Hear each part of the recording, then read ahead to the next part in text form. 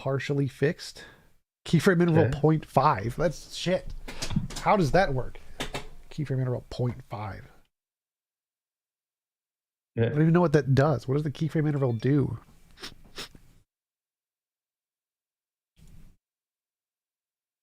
All right, well, it seems to be working. Can we see me on shit? Okay, close restream.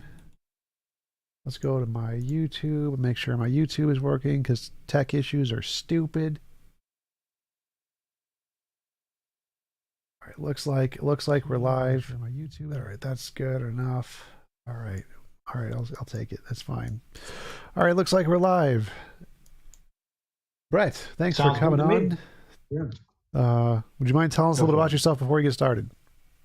No, I have a little short, hopefully not too boring thing. Brett Robbins is my name. I've been teaching ancient languages and literature, Greek and Roman, especially Greek, at San Diego State for 17 years, and so far, and run a few YouTube channels of different types. One music, one having to do with my field, which is greaseandrome.com. Then brettrobbins.com will take you wherever else you need to go as far as taking a look at stuff. Now, as far as the pretentious looking logo there or avatar, to debate.me, that's an idea I had like 2 nights ago to get started on, because I'm not going to be teaching forever at San Diego State. So kind of want to get into, frankly, what you're doing, dude. I mean, I'm going to get all fanboy a little bit. You truly are my favorite YouTuber. And I've been watching your stuff for 2-3 years now. And, so, dude, this is exciting to me. So I'm going to shut up. Go ahead. Oh, yeah. As far as the shit, I don't need, I have a couple books you can find on Amazon, blah, blah, blah. So I'd rather just talk to you. I don't give a fuck about me right now. Go ahead. Yeah. So go ahead. What do you want to talk about? All right, man. I'll tell you what, after hearing your debates with people over the years, certain things have come up, and I don't have a list here, but I'm going to do my best to ask you about some of them. Number one, as far as kogito, I think I'm on board with you. I do have some concerns, as you may also. There are some, somewhat decent philosophical arguments by various philosophers when it comes to which you hear all the time, the notion of it being circular, and you said you don't think it is, okay, that's fine with me, but if your only axiom is the kogito, and by the way, I'm coming from the standpoint, I call it an agnostic, if you will, a little more leaning toward kind of a Spinozan pantheistic kind of situation. Maybe similar to you in that respect as well. But it just makes me wonder, if kogito is the only axiom that you're certain about, which I think I agree with you on that, how are you certain of anything else, including, for example, your testable predictions criterion for certainty, using scientists as the main, if not exclusive, source of, authority. That's kind of what I'm wondering, and that's a truly, I'm just curious. Yeah. Yeah. So we start with the cogito. I think therefore I am. I have some experiences, and then we realize there's some difference between my imagination and what I'm experiencing. So I imagine a unicorn. I don't see a unicorn. There's some difference between these two things: the experiential world and the imaginary world. So I need to find some way to differentiate between the two. Is X the thing I'm looking at, an imaginary thing, or a real thing? And to do that, we need some methodology that accurately describes the experiential things separately from the imaginary things. And the way we do that is future prediction. You notice that your imagination is very bad at predicting the future, but of the things you're experiencing. But some models are really good at predicting the future of things you're experiencing, and the models that are really good at predicting things you're experiencing, it's more rational to believe that they correspond to reality more so than your imagination does. Right. I got you, Tom. I absolutely know that that's your position, and most people here probably. What I want to ask, though, is if this is where the simulation question comes in, because you do at least grant the the even extreme possibility that we could be in a simulation. Are you someone who believes that, or not at all? Well, it's always possible. It's just unlikely. So here's the deal: if it's possible, and if we are in one, and I'm not saying I think there, I'm not only not saying that we are in the simulation, but I don't I don't even know if it's even realistic. But if we are in a simulation, would you then say that the repeated testable predictions criterion loses its validity because then the difference between the imaginary and the real is only a simulated opinion. It's based upon the simulators implanting in us the notion of it being reality when in reality it isn't. Is that a possibility? Would you say if we're in a simulation, that's so much for that criterion? And it's possible, but it doesn't matter. Like the fact that it's possible doesn't make a difference to which hypothesis is the most reasonable to believe. It's still the most reasonable to Okay, believe. yeah, you're right. Yeah, I agree with that. Yeah, cool. Okay, good. Yeah. So that's one thing I'm interested in when I hear you debate people is, do you ever have problems with the idea that um, I'm with you on this probability thing, man. Yeah, absolutely. What you just said is way more probable than what I said. I'm with you. But just because it's possible, you say it doesn't matter that it's possible, but would you grant that if it matters, but not nearly as much as going by what the experts in sciences say? Is that fair? Don't know what I mean by that. It's I, our novel predictions say that, for example, I predict that if we are in the real world, that I will see the sunrise tomorrow or something. The sun rises tomorrow. The fact that it could be explained by the matrix is just post hoc reasoning. What matters is whichever one predictions. That's the more. I understand. Yeah. Okay, Tom. On the level of doing the best we can to figure out reality, I'm with you. But all I'm saying is this: that if there is a possibility that one of those outlandish scenarios is true, then everything goes out. I mean, I don't know why that matters to me. It doesn't matter at all to you.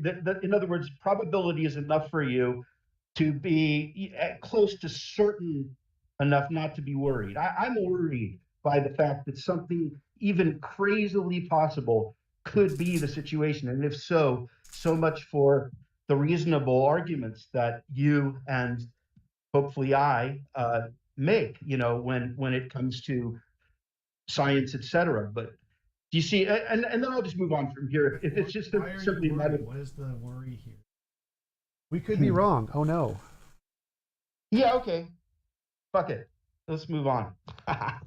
Yeah. I have no answers. I mean, it's a genuine question here. Like, being concerned that we could be wrong is like trivial. Yeah. Like, of course we could be wrong. Like, we could be a brain in the vat, we could be in the matrix, but so that doesn't mean anything we believe is. I hear that. It's just I don't know why I give a shit. I don't know why I do. I have to It get over doesn't. It doesn't change anything. Epistemically, like our evidence doesn't change. We're still most reasonable to believe the belief for most reasonable to believe, and the most unreasonable thing is still the most unreasonable thing. The fact that something is possible doesn't change which is the most reasonable and what is the least reasonable. Good. Okay. Now I'll move on. Yeah, I'm with you. Okay, good. Thank you. Okay, now here's the. Okay, your novel testable predictions is based upon what science is able to recognize, to acknowledge the existence of, such as the physical world. Say that again. Okay? Nature for you is the physical world. Sure. Is that correct? I guess so. Okay. Does it? Maybe this is insignificant, but is it interesting to you that the Greek, this is the shit that I dwell in, so sorry if this is boring, but the ancient Greeks, their word for nature was physis. And that incorporated both the physical and the, for want of a better word, the numinal. The numinal was incorporated in physis. What do you mean? Numinal? The numinal It was phenomenal. monism. It was monism, pure monism.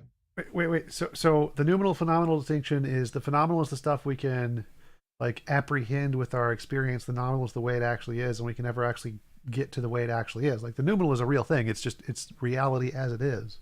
I'm not sure. Yeah, right. Okay, there's the numinal in Kant, which is the Ding an sich, the unknowable, because it's not what can be perceived. Yeah, and then in ancient Greece, there's a different notion of the numinal, which was incorporated in the word that later by the Romans was translated natura or nature, but for the Greeks, their word was physis. Okay, and I'm just saying that their conception of what was later translated as nature, as natura, incorporated both the physical, what we call the physical, and what we call the numinal. So I don't know if that's interesting or not. In other words, what we call the numinal, as in Kant's numinal, as in what you just said, as in your definition, Yeah. So now, yes, reality has both the phenomenal and the numinal. I agree with that. That's just science. No. Nature incorporates both of them. That's the ancient Greek conception. Nature incorporates both of them. Is it? And so I don't know if that's your sense or not. If it is, nature and reality are synonyms in that case. So I don't know. And you agree? Yes. Okay. Then fine. Hey, look, I'm not here to compete. I'm curious about some of your opinions, and that sounds. Then you say you're a naturalistic pantheist, and so yeah, I'm normally just a naturalist or a physicalist, and I use naturalistic pantheism as a way to counter theistic arguments mostly. Okay, but it has the root thea in there, right? Pantheism. So It means everything is. It's the Spinozan God that you believe in a way. Sort of. Spinoza had a more weird view of pantheism. Mine is just naturalism. It's like science. Naturalistic pantheism is a view in science that just nature is the ultimate thing, non-guided. Okay, good. But Spinoza didn't. I'm sorry, but Spinoza did not have a notion of God as having a personal mind. It's not anthropomorphic. Yeah. So to that extent, you agree with Spinoza. Yeah. Some water. Okay. Damn, dude. I don't know. I don't know if you influenced me or not, but so far I'm on board. Cool. All right. Let me see.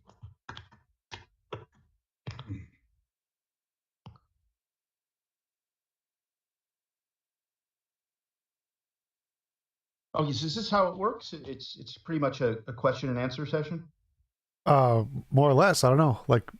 Okay. No, I don't know how it works. See. Yeah.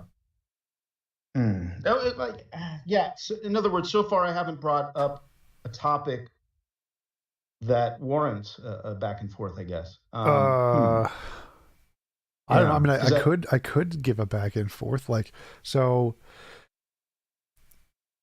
In my view, the noumena is just another word for the way things are, and the phenomena is just the way things appear to be. And so obviously anything in nature is going to be the noumena, not the phenomena. The phenomena is just our apprehension of things, how it looks to us, not how it actually is. Nature is how it actually is. So it's just the noumena. Mm-hmm. The phenomena is irrelevant to nature. The phenomena is just our subjective perceptions. Okay, and all I'm saying is that the ancient Greeks, with their notion of the physis, which preceded natura by the Romans, incorporated both the appearance and the reality. So they agree with your distinction, but they're both included in what we later translate as nature. I don't know. I find that interesting. Why? Because, well, it contradicts what you're saying. Because you're making I didn't know you were a dualist. I am not a dualist. So how is the appearance not part of the one reality? How is it separate from reality if there's only one reality? It's in reality, but it isn't like a thing that defines anything of what reality is. They're just imaginary constructs. So imaginary constructs don't correspond to what reality actually is. It's just imaginary, like a unicorn. Thank you. Hey, I'm here to be beaten by TJump. I ain't competing with TJump. I am no dummy. So I'm just curious. So thank you. Okay, so it's an aspect of the Okay, good. It's the further back you pull the camera, the more of a comprehensive idea you get about reality. Yeah. Okay, good. I'm not going to pull my camera back because then you'd see my lack of pants. No, you know what? I'm all for that. I'm all for that. It's all good, man. As long as I see your chair, I am good. You would need to pay me more for that feature. I don't offer that on No. I'm not one of the, what's it called? What's the new thing? Everybody has their thing where they're all OnlyFans? Yeah. Not for me. Let's see. Oh, by the way, let me throw this out. Yeah, I'm done with my questions. Thank you. Beautiful. You and Richard Brown, you want to get fucking rich? I mean, I know you guys are doing okay, but get together sometimes and keep that stuff up, because I watched this, what is it, 6 hours? Twice. I watched that fucker twice, Tom.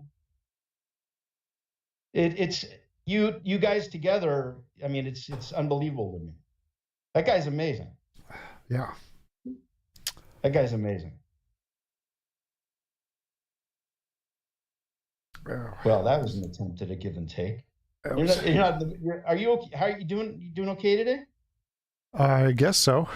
Kind of stressed because of all the tech issues that happened last week. My dad lost his job, and that kind of sucks. Okay, man.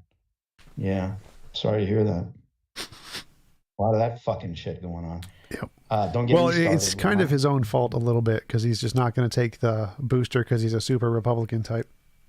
Mm-hmm.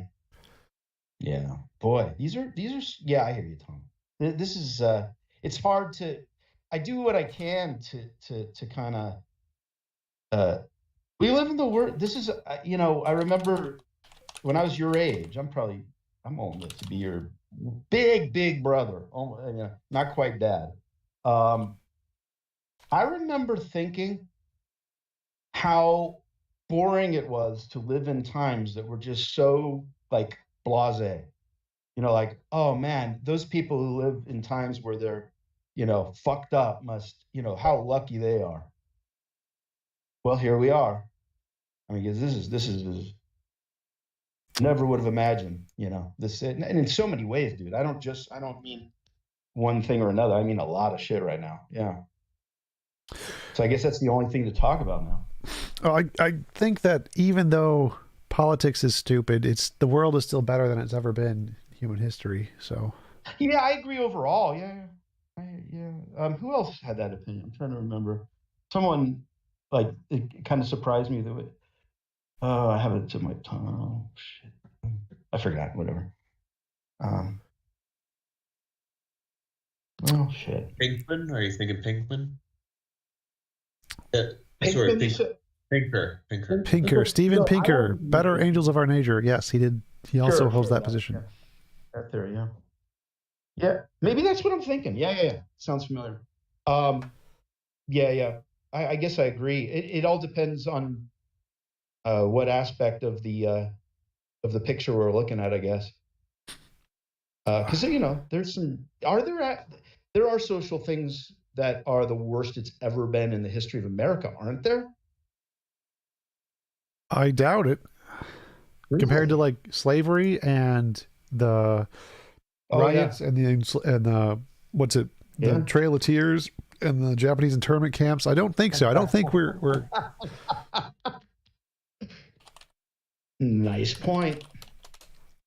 Mass shootings are up, aren't they? There you go.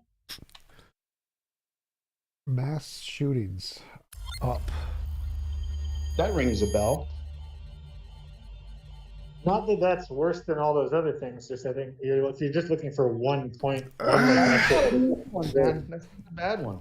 Yeah. I don't think it makes it worse. It's just like a worse statistic. Like suicides are also probably up, but I don't think that makes society as a whole worse or is nearly as bad as all the other things.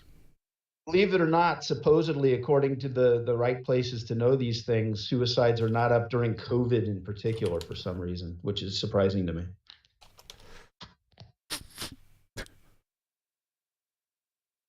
But who knows? You go to Google and you hope that you looked at the fucking right news item. You know what I mean? It's like things are just, I don't know what to believe sometimes. Cosmic is making fun of you in the chat. Tell me, talk to me. He says, you're so drunk. Brett is a nice joke. It's all good, man. Hey, you know what? I hope is everything cool? Yeah, I don't care. Okay, good. I like wine. What do you want from me? I like wine. I like wine. I do not like wine. The taste is kind of shitty, but you know it's grapes. You could fool yourself and at least you're drinking grapes or whatever. I've never liked alcohol. No alcohol. Come on, Tom. It's disgusting. Well, good for you. You know, Coronas are good with lime. Real cold after tennis. Give it a shot. I don't like the bitter. I like sweet things. I like cherry Coke, cherry Pepsi, lemonade. Sounds good to me. Yeah, that sounds good too. Some of the girly drinks are okay. Yeah, I got you. The sweet ones, yeah. The slippery slope drinks, yeah. I can do hard ciders. Hard ciders are all right. They're tolerable. I can finish them at least. Mm-hmm. Yeah. So anyway, okay, screw it. If no one's talking, I'll just fucking keep praising your ass. Okay. I know. Does it make you uncomfortable? No, I don't think so. Okay, good. Okay, let's do this. All right. And then maybe a question will come up in the process. All right. Cherry Coke. That's right. Peter in the chat's like cherry Coke, and I'm just yes, exactly the thing I'm holding. Cherry Coke. Yeah, heck, well, vanilla Coke. I'm not a fan of the vanilla. Okay. Especially like they have a mix. They have like a cherry vanilla mix. Okay, wait. Now you're reminding me. I remember Coke changed their tune in the '90s, where like the new Coke was a flop, and then they tried the new vanilla Coke, and that was a flop. Coke had a problem. Well, that sounds bad, but yeah, it used to be really good where they had the actual cocaine in it. Then they took it out. that was in the Freud days. You know, when the doctor was doing it. Have there been videos lately of Tom's that you've disagreed with something he said? Anything you want to hash out? Yeah. Him? Well, What? the Richard Brown ones. Richard Brown's pretty damn good with that whole Kripke stuff. So that's kind of my impression that there was some serious. That was just an amazing debate. I still don't understand that argument. It's like, so there's this objective meaning thing independent of your opinion, and you don't know if you were deliberately aiming towards the objective meaning thing, and now you're aiming towards a different meaning that isn't that. Like, it doesn't make sense. All right, let me throw this at you because Crystal right, Pepsi. throw this name at Brown. What Brown's doing is Derrida. He's deconstructing. Okay. So Brown is he's saying that he's being Kripkean or whatever the adjective is, but nah, he's being Derridean. Derrida always wins. Derrida. It's Okay. Derrida. Yeah, Jacques Derrida, the French philosopher in the 60s. Right? Derrida. He's doing Derrida. It's called deconstruction. And he's deconstructing shit. So everything you say, he's employing deconstruction to. And anybody can do that because it's impossible to beat that argument. That's all he's doing. But he does it beautiful. It's such entertaining. It has to make, like, I think the problem is you have to actually make it make sense. I don't think he made sense. E-Font, thank you for the super chat. Hot Blonde Brunette Fund. The improfit debate yesterday gave me reverse chubby. That's all for answering all the silly questions. Yes. Yeah. Yes, that guy was wow. That guy was oh my God. God. It's sad though. He tried his best, didn't he? I tried his best. The He means beauty well. of the prose. Okay, wait. There it is. Now I got some that okay. Like, I don't know. Somebody there were a few there were a few comments in the chat which I thought were really, really funny of the modern day debate chat. One was like, this is the ontangelo, the Muslim ontangelo. I'm like, yes, that's right. It's the Muslim ontangelo. And another guy was like, this guy is worse. This guy made me realize Nadir actually had good arguments. And I was like, ow, burn. Like the bees guy. Yeah. It's sad. It's sad, though. I mean, I don't know, man. It's dogmatism, man. Dogmatism is, Tom, do you realize you're also a skeptic? I mean, you're a hedonist, you're a skeptic, and you're a pantheistic naturalist. Am I fair? Sure. Thank you. Okay. Well, good for you. I am too. I'm That sounds good. epistemic skeptic, not a Peronian skeptic. Okay, well, how about this, Tom? Let's figure out what the fuck is the difference between you and me. Okay, now I care. I know you don't, but hey, I put the $50 in. How tall are you? 5'8". I am 6'2". I win. That's funny, but I don't get it. The difference between us. I'm 6'2". That's decent. That I get it. You've done better. Okay, but Tom, let me do something. All right. When you were a kid, no, if I not go there, I don't mean that because I had a shitty childhood. I had a good childhood, but some shit. Nothing's perfect. All right. Thank you for the super chat, Matthew. Appreciate it. Oh, go ahead. Did he say something? Nope. Just okay. money. Okay. All right, Tom. Do you think there's any possibility that the collectivity of intuitions throughout our life we've had, that there's the uncanniness of reality, the aspects that fall between the cracks of what can be quantified or paraphrased? I'm not sure what you're at. So like when I hear uncanny, the first thing that comes to mind is the uncanny valley. I'm not sure what you mean about reality being uncanny. Okay. Well, I'll tell you what I mean by it. What I mean by it is the penumbral aspects of reality, the barely noticeable, blurry things that occur to us throughout life, like intuitively. That was weird, like something weird, something a little bit out of the ordinary enough to seem to not fall under the category of the rationally understandable. Do you believe in that? I believe in that. I think I do. Yeah, I believe in that aspect of reality, and I don't think. Wait, like they actually exist, or like people think they exist? No, that they exist, and that they are simulable. That they simulators will never ever be able to simulate that aspect of reality, and therefore, possibly, this is just a conjecture. There is more to reality than what we are able to detect through other channels than intuition. Is there no possibility of that? Well, the first thing that comes to mind is the holographic principle. The holographic principle in physics is a principle that has shown that any information in any 3D space can be represented on a 2D sphere that encompasses that space. So anything that happens in like our world would necessarily be able to be represented by the 2D information on the sphere. So I don't understand why it would be impossible to compute it. Gosh damn. I think it's, for me, a matter of it. I think I have trust in something you don't have trust in. And this is where it gets like, is it I'm mushrooms? Not theistic. No, here, dude, I'm trying to be serious. Like, please, I'm not like competing with you, but I'm really trying to communicate. Yeah, go for it. I had jokes for entertainment values. That's not. Well, hey, hopefully, if everybody's fucking bored, I'll split. But I just this one I'm curious about. Yeah. Okay. I'm not theistic in the sense you mean it, I think. Okay. But I'm also not empirical the way you are. I'm empirical, but I incorporate more aspects of reality into my understanding of what falls under empiricism than you, I think. Like what? The stuff I just tried to explain, the penumbral aspects. Well, like, can you give an example, like specific example? Yes, a million of them. Throughout your whole life, you've had them. Everybody has them. That sense of, that was fucking weird. That shit.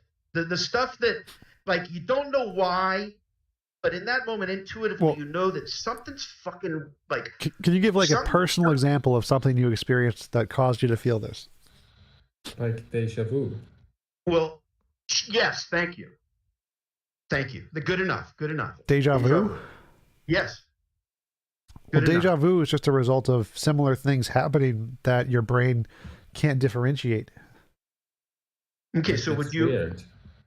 Yeah, thank you. So, Tom, would you agree that it's possible that your sense of deja vu is significantly different than someone who sees something more in it than you do, or different at least, not necessarily more, maybe less, whatever, but different, and that might be significant. I don't think our feelings are different. I just think the feelings are neurologically associated with different connotations, but I don't think the feeling itself of deja vu is significantly different between us. Tom, you have more faith in scientific heuristics than I do.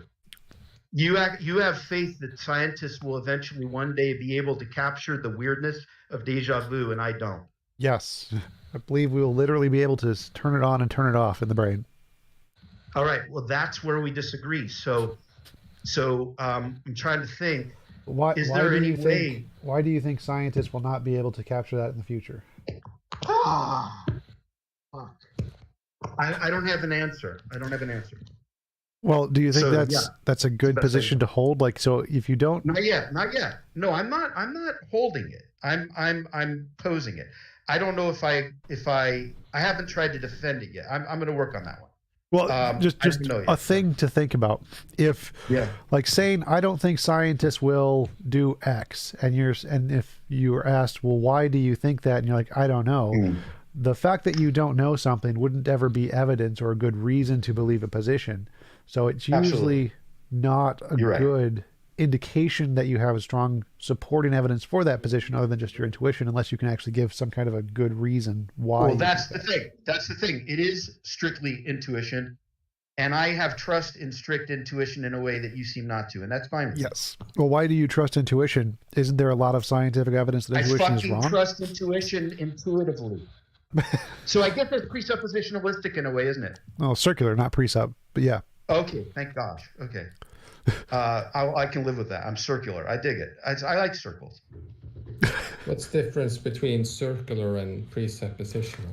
Presuppositional is they use transcendental argument. So they say, in order for this argument to be true, this fact must be true. This argument, or in order for this argument to exist, this fact must be true. This argument I'm literally presenting to you, so it exists. Therefore, this fact must be true. Circular is just where the premise is in the conclusion. So transcendental is worse than circular because it's saying that for the argument to even exist, this thing must happen. Of course, there are valid transcendental arguments like the kogito. It's just the way that precepts use it is worse than circular. Okay, so talk to me how does having trust in intuition, how is having trust in intuition circular?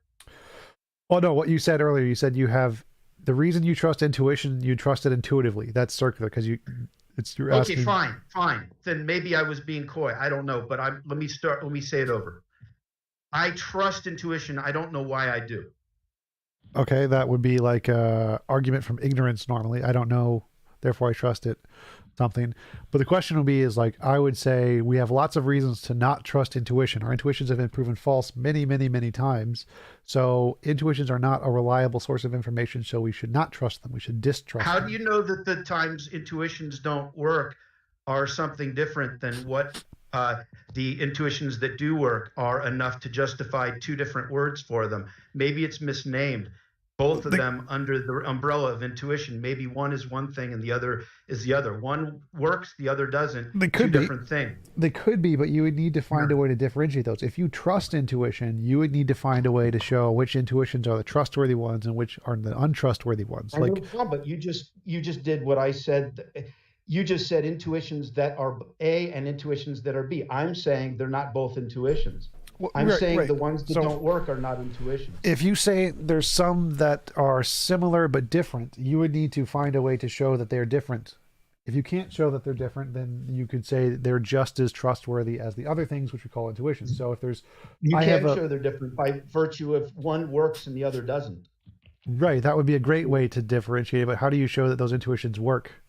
Because you just said, what about when intuitions don't work? So apparently you can identify them as such. And I know that sometimes intuitions do work And so, so in other words, Wait. it's experience. Yeah. Wait. So like, It's experience. if I have a coin and I'm saying what is, who's going to win the next election, Donald Trump or Hillary Clinton? Trump is heads, Hillary is tails. And I flip the coin gets it right sometimes, and it gets it wrong sometimes. That means that the coin is not a reliable source of information, right? But it's one coin. I'm saying that the intuition that works and the intuition that doesn't work isn't really intuition. Right. So how do you show what the difference is? Because intuition just means I get a feeling. I get a feeling that this is the case. That's what intuition means. So I get a feeling that this is the case, or I don't know who's going to win the presidential election, or what number If you define intuition that way, that's fine. I don't know if I agree that the best definition of intuition is simply feeling, because feeling and intuition are two different words, right? And they denote two different things. And yeah, they have overlap, but by the same token, there are aspects. It's like a Venn diagram thing. Okay, so how would you define intuition in the two senses, though? The one kind that is fake and the one kind is real. How would you define those? You have to look. It's an inductive rather than deductive. When you're doing it, I just need a definition. I don't care about induction, deduction, abduction. Just give me a definition. Yeah. So okay, so the intuition that does work would be something along the lines of, look, this is we're throwing shit. Yep. I'm going to do my best here. Okay, the intuitions that do work are ones that don't lead you to say that they don't work. What? You just defined intuitions that don't work, that lead to bad things. Well, no. So intuitions can be right all the time, but it doesn't lead to bad things. But I'm not understanding the difference here. So I have an intuition that that black guy is dangerous, or all that bar full of black people is dangerous, just to use one example from yesterday. And that intuition is wrong, but I have an intuition that that guy over there carrying a gun is a criminal, and that intuition is right. So I can have the same intuition in different cases. Sometimes it's right, sometimes it's wrong. Like, what is the difference between those two?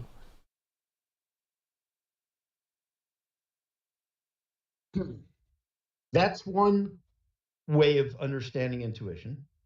What is a different way? Whether it's right or wrong. It's one way of understanding intuition. Another way is the weirdness, deja vu shit. That's different than that kind of intuition. Here's why. When you walk towards someone at a distance and you have prejudice toward them because of their color or their whatever, that's what you're calling intuition. Okay, fine. That's one way of feeling that. Is that true, or is that not? Like, I feel fear. If you're a racist and you see someone a certain color, blah, blah, blah. That's different than when you're walking down the street and you turn your head and you don't have any fucking idea why, but something weird as shit just happened that made you reminded of something whenever, or maybe some aspect of what you see was like this way. I guess I've never done ayahuasca or whatever. I'm a little wine here and there, but I hear that there are certain psychotropic drugs that people do that lead them to have the kind of intuition I'm talking about right now. That's different than judging someone from a distance. So that's two different things. And so I'm only talking about. So let's say I have a stick and I have a coin, and I throw the stick and it points in directions, and I flip the coin and it gives me heads or tails. Now, these are two different things. You got the stick and the coin, and they're different shapes, different sizes, and they both point in directions. Now, if I wanted to say, like, clearly we can prove the coin doesn't work. If the coin says heads, or like tries to predict the next president, it's going to be right sometimes, it's going to be wrong sometimes, and I have the stick. Well, you could say, well, the stick is different. The stick isn't like the coin. So the stick might not be wrong because we haven't tested it yet. Well, right now we don't have any reason to believe the stick is any more reliable than the coin. So if you want to say that the stick is more reliable, you would have to demonstrate in some way that the stick is a better object to use as a way to believe. Why should we believe the stick more than the coin? Because we know the coin doesn't work. The coin, we tested it, definitely doesn't work. And then we have the stick thing. We don't know if the stick works or not yet. But if you want to believe it, you need a reason to believe it, that it works, not just it's not the coin. The fact that it's not the coin doesn't make it reasonable to believe. And that seems to be what you're saying. What? You're presupposing an isomorphism between the objects of a coin and a stick and one kind of processing of thought and another.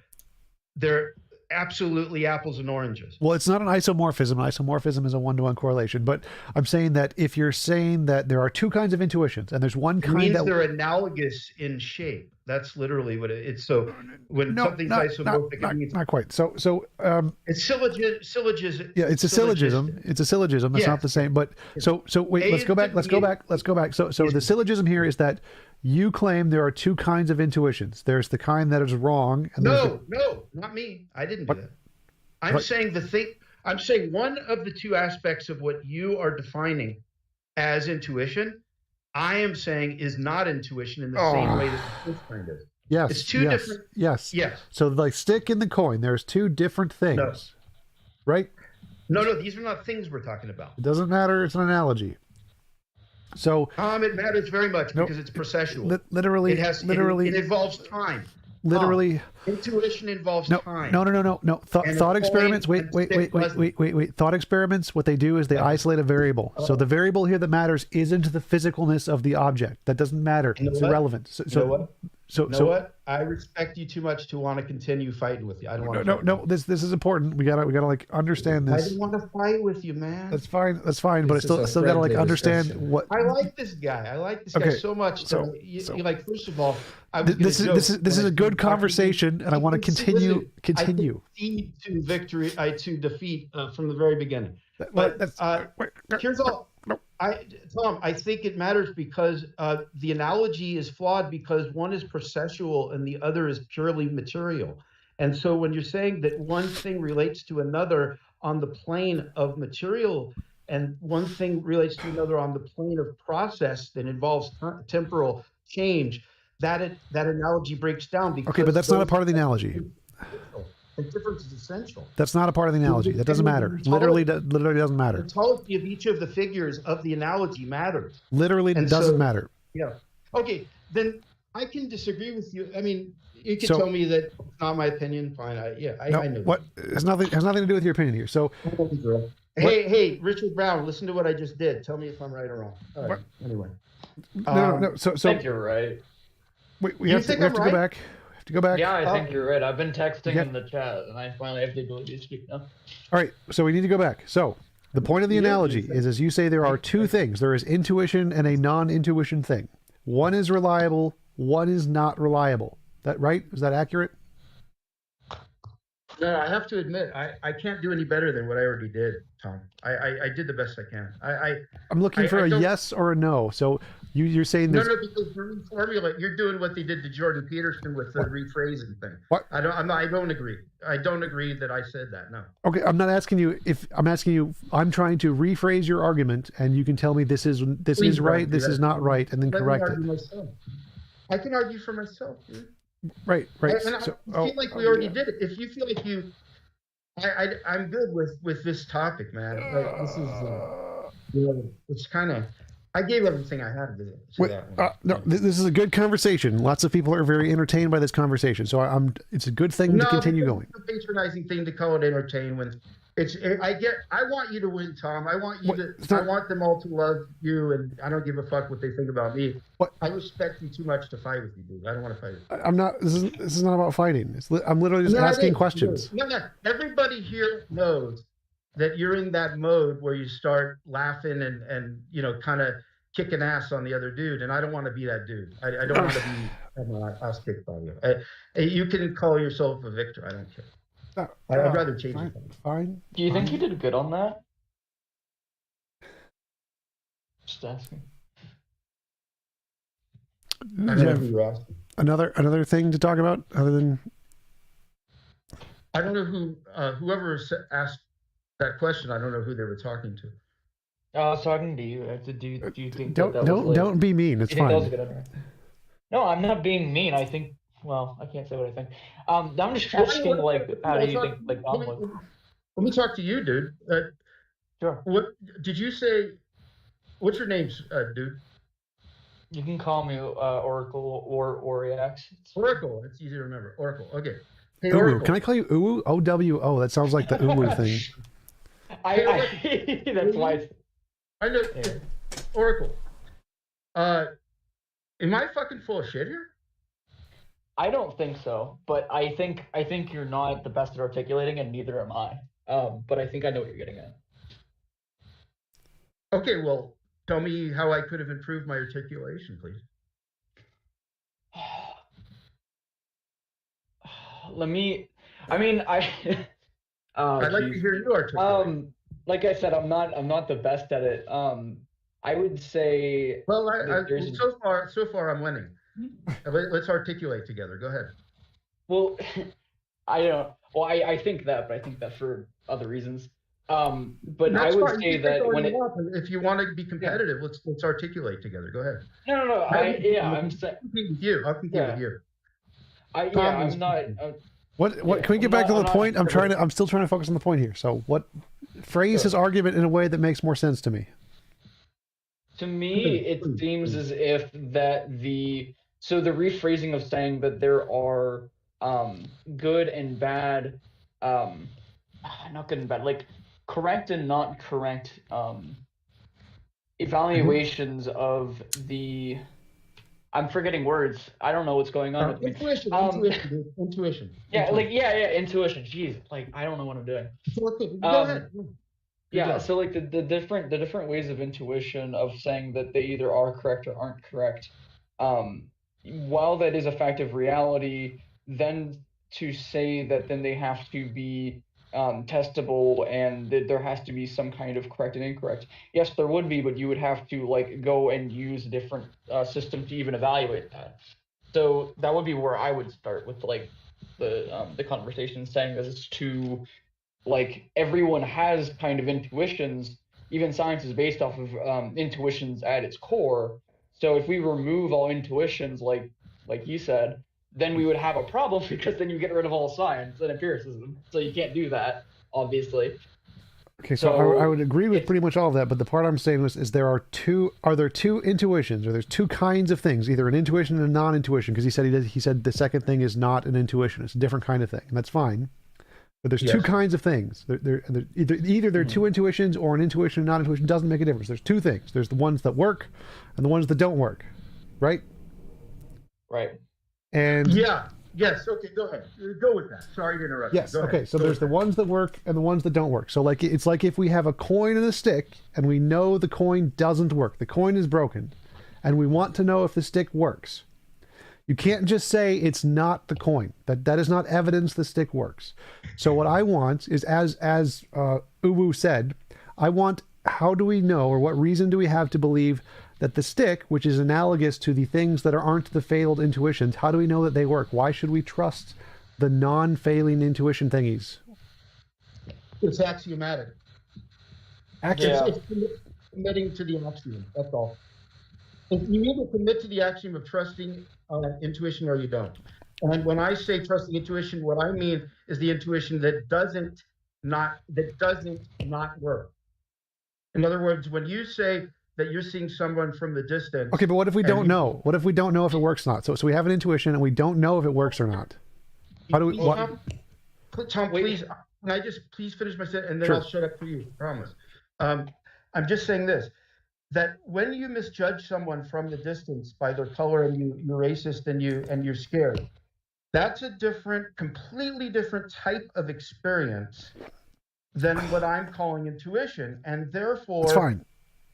The fact that the first one so often is stupid and doesn't work has nothing whatsoever to do with the fact that the other thing that does work works, and that therefore the other thing is different enough to warrant being considered something completely different from the other thing. Not one way of being intuition and another. That's fine. One is intuition and the other is something else. Right. I agreed with that for the sake of the argument. That's why I used a coin and a stick. The coin and the stick are two completely separate things. The coin being wrong doesn't prove the stick is wrong. They are separate things. I agree. Okay, go ahead. So I'm trying to figure out, let's say we have an intuition. We have a spooky intuition. Like what you're saying, like something is weird there. Now, it might be right. It might be wrong. Why should we believe it's more likely to be right than it is to wrong? And you said it's axiomatic.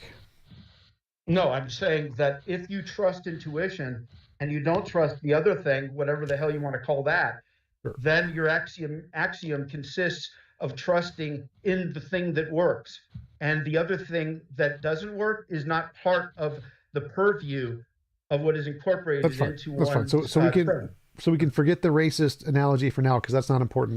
That was just to try and help me clear up the conversation. So you're talking about this other kind of spooky intuition thingy, Yes. and you say you just believe it, like axiomatically kind of thing. Here's what I'm saying. I'm saying that I believe that it's a penumbral aspect of reality. That is, cannot be captured through quantification ever by scientists. Yes. That's the uncanny. Right. So the that's uncanny valley is a little different. It's a little different. Right. Uncanny. Just Yeah, look I at it. understand. Yeah. But And so what I'm so saying that- here is that David you're Lynch- saying Dude, put it this way. David Lynch would probably agree with me. Not that it matters. I need you to clarify something.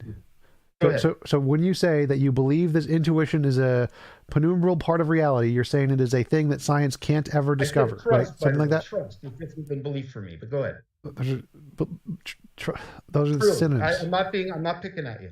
Synonyms. Trust is a big word for me. Okay. It's fine. So I'm saying that's my only axiom in life is my trust that the weirdness is something that is special about reality that will never be duplicated by motherfucking robots. Right.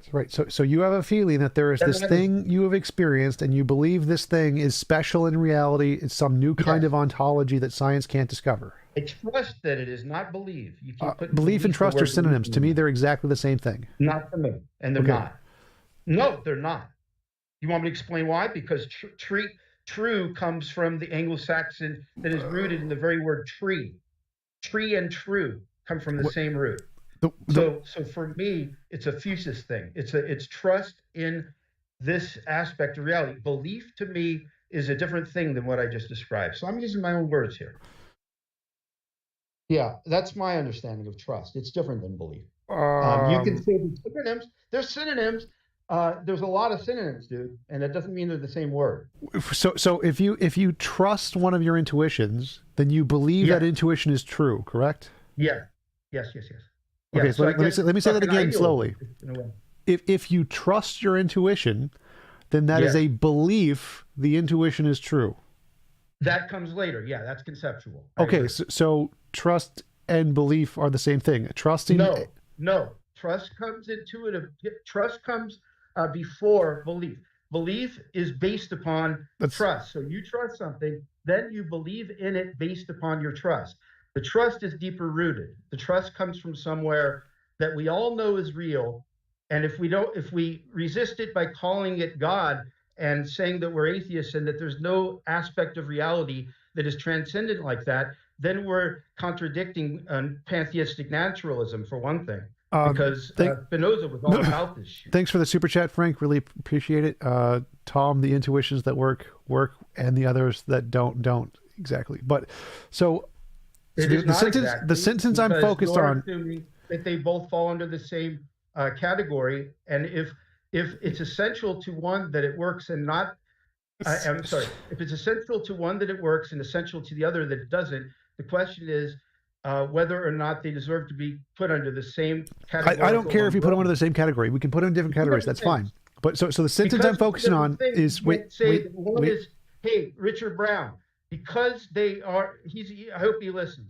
All I'm saying is this: that because it's essential whether or not it works, it has to do with the very fucking definition of one and the other, and therefore you can't assume. Maybe you can do it. You have to look into it.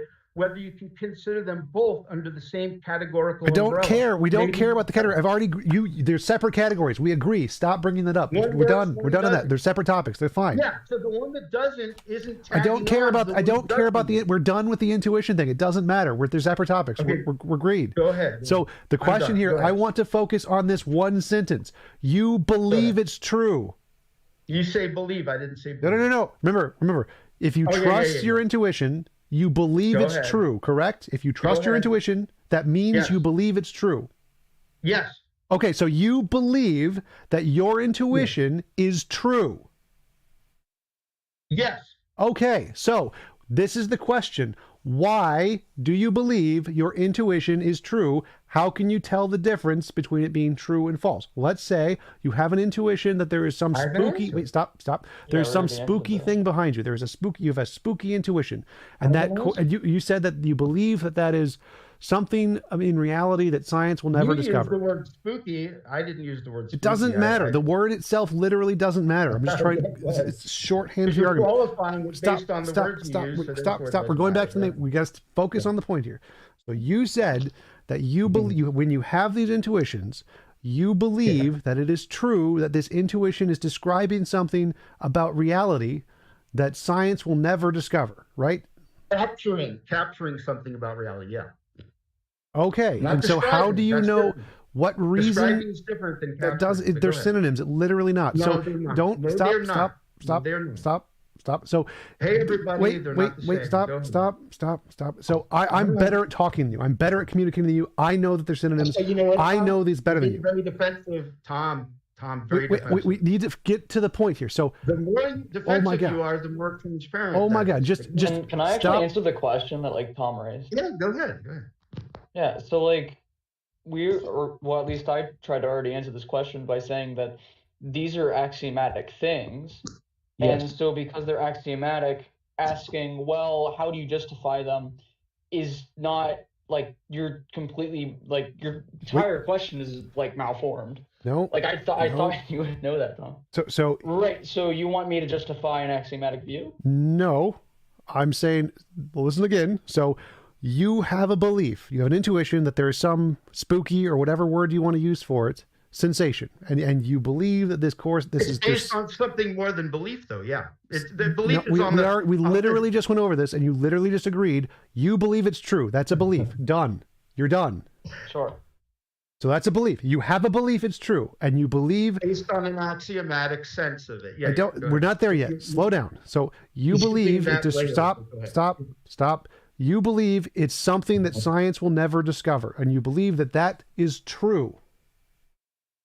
What is science? It's a thing science will never discover.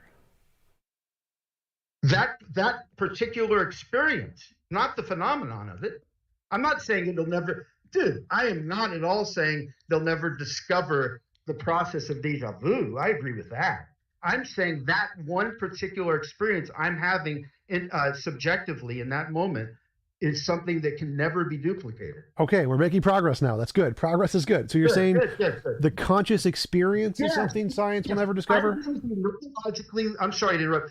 Neurologically, okay, one day they will fucking absolutely chemically discover what déjà vu the fuck is. I'm with you.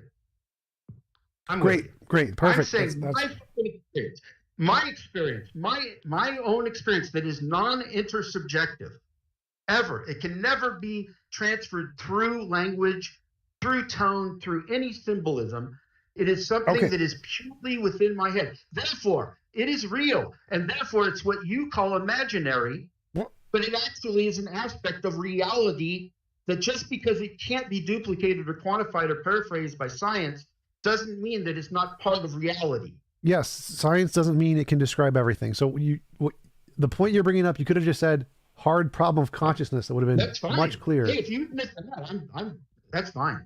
I thought you said that science will one day be able to discover everything. I was talking about the phenomenon of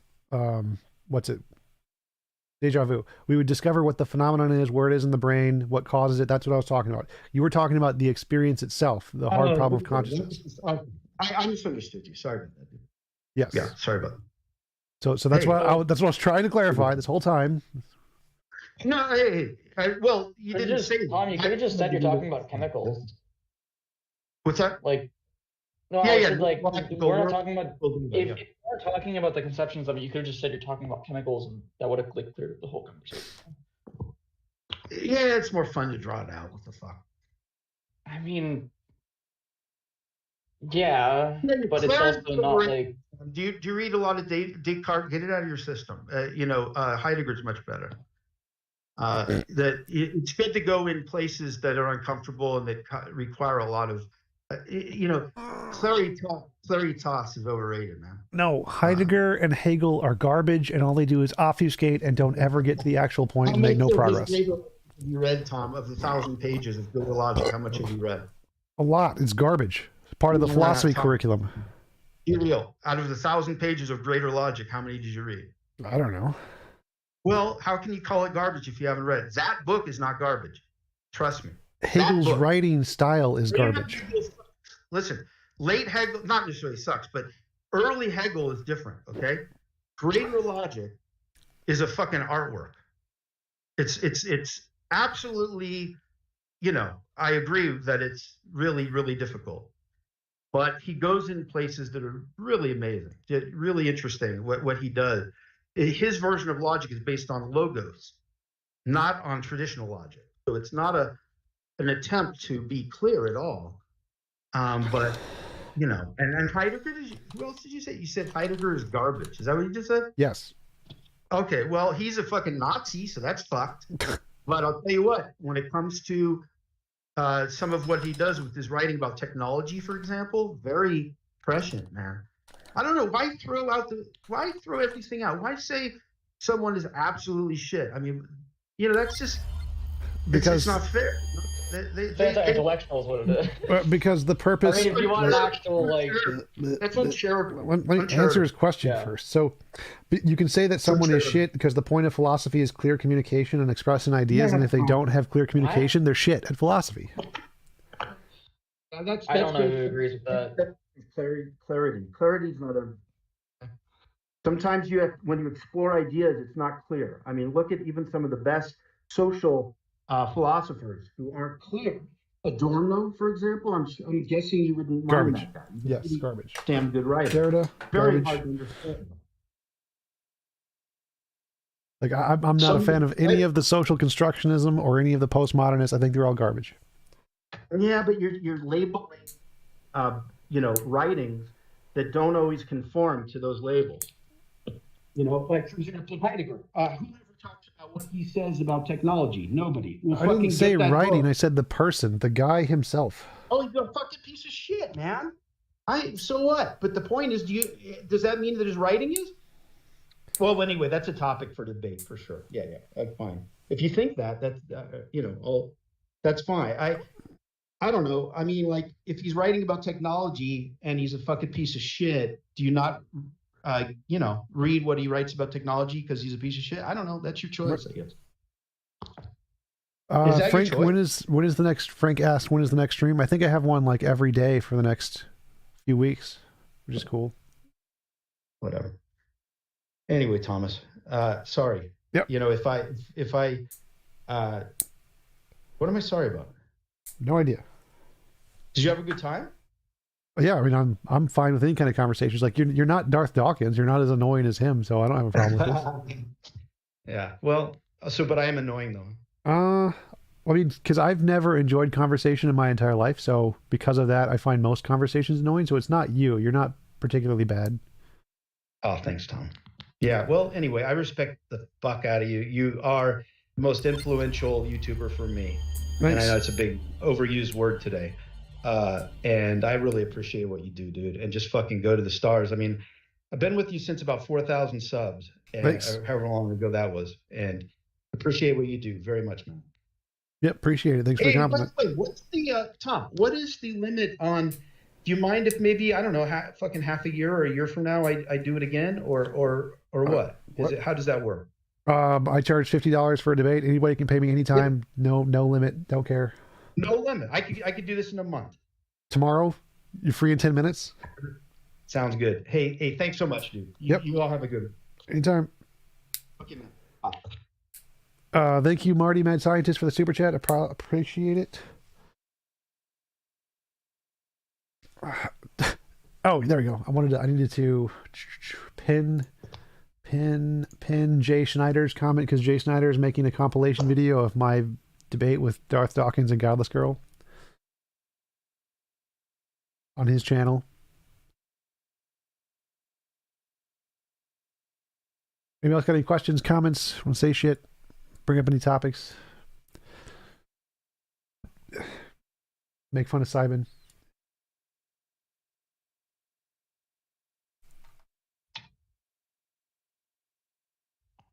I just kind of exist on your server. I don't exactly know why. What? I think it's, What? Sorry. What was the first sentence? Couldn't hear you. Oh, I said I just kind of like exist on your server, I suppose. I don't exactly know why I'm here. I think someone sent me a link. Cool. Yeah. I don't have anything.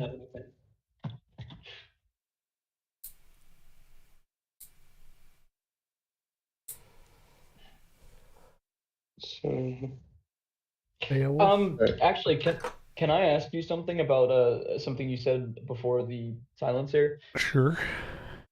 So you said you like never enjoyed a conversation, and isn't that, I mean, pardon me if I'm wrong. I don't know too much about you, but isn't that kind of like all you do is like the Yes, debates it and is my stuff? occupation now.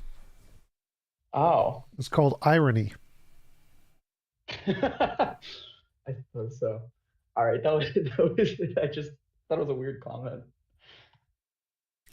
yeah, I was gonna say that that's probably one of your highest compliments is Darth Dawkins. You aren't that annoying, or something close to it.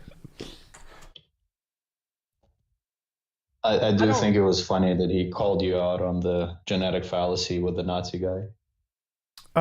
Yeah, like I didn't want to bring it up. Like the reason Heidegger and Hegel are shit has nothing to do with their heritage. It has to do with the way they express ideas in their books. It's unclear. It's meaningless gibberish. Like it doesn't express any coherent ideas. It doesn't have anything to do with him being a Nazi. I never mentioned he was a Nazi. I mean, I think I kind of agree. I don't think they're necessarily shit though, but they're definitely hard to read. And if your view, as you stated, is that like the whole idea of philosophy is to be clear, which I don't agree with, then yeah, I can understand why you think they're shit. And Why don't you agree with the point of philosophy being clear? well, I think that philosophy is just more of a how do I phrase this? I think it's more of a existential thing that humanity came up with from observing the world and beginning to have free time, especially. So I think it was more of a way for him to analyze his meaning and come up with other things as well. So to me, philosophy is more of a way of looking at life. It goes into worldviews, it goes into how we know things, that sort of thing. So it's more of a discovery rather than clear thought. I think you're thinking of good communication, which is important, but it doesn't have much to do with philosophy. So philosophy, the word just means the love of knowledge. The whole point of philosophy was originally created in Greeks as a way to assess reality. Like it was the natural philosophy was the precursor to science. So the whole point of philosophy was a way to discover and express truths about the world. Yeah, truths and lies can be like told in a very similar way, but that doesn't like if that's the goal of philosophy, then you can have someone who's just really good at telling lies, like, as brought up the Nazis, and people will believe them. And it doesn't necessarily mean that like the Nazis were right. I mean, Yeah, certainly we don't think that's how that. religion works. Yes, I'm familiar with that. But clear communication, the only way to defeat that is by making clear expressions of truths. So the philosophies that win are the ones that are the most clear and the most easy to understand, because that's what's effective at changing people's minds. So the reason the goal of philosophy is to make the most clear communication of ideas is because that's what convinces people. That's what causes people to go to your ideology. That's why people like Heidegger and Hegel have very small followings, because they're very unclear. If you and I don't know if they're correct or not because they're too unclear, but the people who are very clear, like Bertrand Russell, the Venetian Circle, Kant, Hume, they have very big followings because they're very clear with what they're saying. It makes a lot of sense. So the reason in philosophy the goal is to be clear is because that's how you make your name famous and make progress in the field. Okay, so It's literally one of clarify- the things that are taught in philosophy courses is that your goal is to be as clear as possible. and express your ideas as clearly as possible in all of the papers for both science and philosophy. This is like one of the things that's taught in every single course. You must be clear. Okay. So just to be clear myself, to you, well, at least as you understand it, because I can't speak for all philosophy classes. I certainly wouldn't put myself to that standard. But to be clear, it sounds as if you're saying that it's just about getting followers and getting clout rather than actually looking at the ideas and being correct. Is that accurate? The point of publishing books and publishing papers is to spread your ideas to other people and have them think about your ideas. That's kind of the point of publishing. So there are some philosophers who never published anything, like Socrates. Socrates' goal, he didn't publish or write anything because he didn't care. But if you publish and write books, the point of publishing and writing books, especially academically, is in order to make an influence in the field. That's the reason you're publishing books. Okay. I don't think that was related, but all right. I mean, that's correct, I guess. The influencing people, getting followers, getting people to take your ideas. Yes, I want people to read it. Yes. Yeah. So if you want people to read it, why do you want people to read it? So that they understand it, that they listen to the ideas, right? Something like that. Yeah, I mean, yeah, obviously. And so if you want them to understand it, the best way to do that is to make it clear and easy to understand, isn't it? Yeah, of course, there's going to be people who write in different languages that don't translate well into English, let's say. But well, the problem isn't the translation. There are people in German who are very easy to understand. It's literally the problem. Hegel and Heidegger make up their own words and use them in esoteric ways, and then make up other words to refer to the relationships of their own made-up words. That is not a good way to do this. You should use words that people already understand, because the more words you make up, the harder it is for people to follow what you're saying.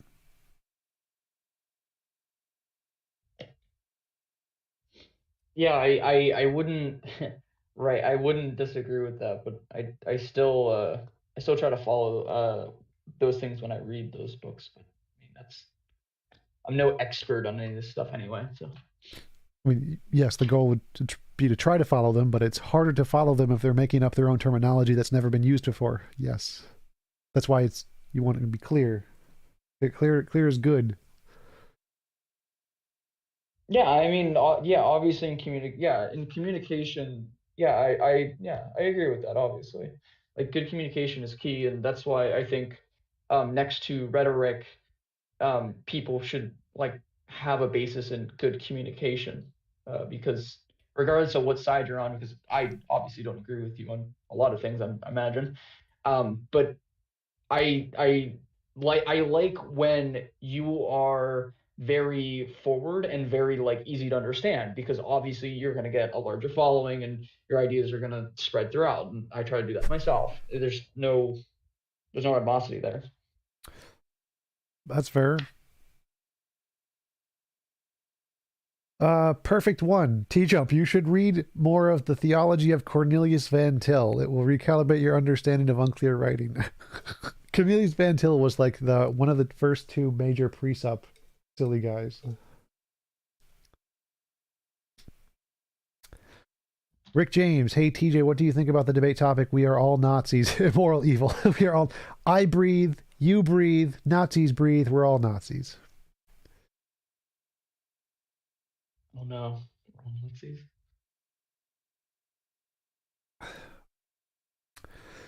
Jay, what band are you in? Somebody in the chat. KCA Randy asked Jay what band he's in.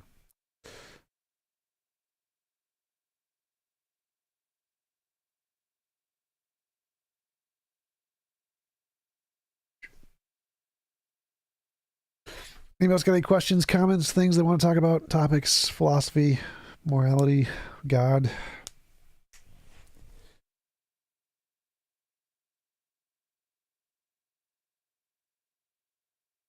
Hey, Jesse. Hello? Hey. Using the metric of clarity, I think your idea of morality is scores very highly, very clear and succinct idea, very simple to understand. Thank you. Bullshit. Compared to somebody like Heidegger or Husserl, but that's not my main question. My main question is, have you actually debated that idea, your idea of morality, with any kind of full-time professional philosophers? 3 or 4. Didn't you? Yeah, okay. I think I remember... Alex a debate Malpass. Yes, that's the one I was going to mention. How did he receive it? Did he take your ideas seriously? Or not? I can't remember. I think that was the first time I ever really discussed it, so I didn't have my ideas very clear back then. So I think from that conversation and other similar conversations, I've made it far more clear. So I don't know what his position is from the clear view, because he wasn't understanding it very well. That was the problem back then, because I don't think I had the ability to explain it at the time. And have you? I mean, do you intend to discuss it with any other kind of frontline philosophers? It'd be really interesting to know more opinions on your view. Maybe. I think I invited a few ethics people, but I haven't heard back from them yet. Right. Do you intend to try to make an attempt to publish anything on that? I mean, not until I have a publisher, because I don't want to self-publish. Oh, okay. Yeah, okay. Because it's a big effort, yeah. I suppose, to try to do something like that. Not being a professional academic, you know.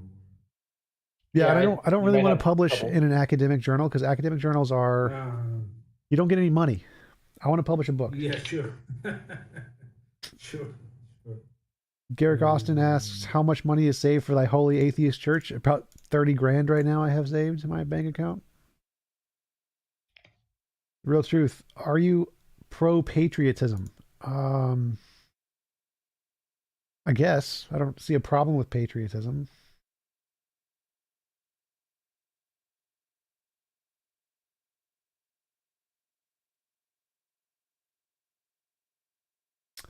E-Font, can you explain a little more about how morality is objective? I like how you compare it to fitness, but I wonder if you can expound on it. Do you see any major defeaters to the code?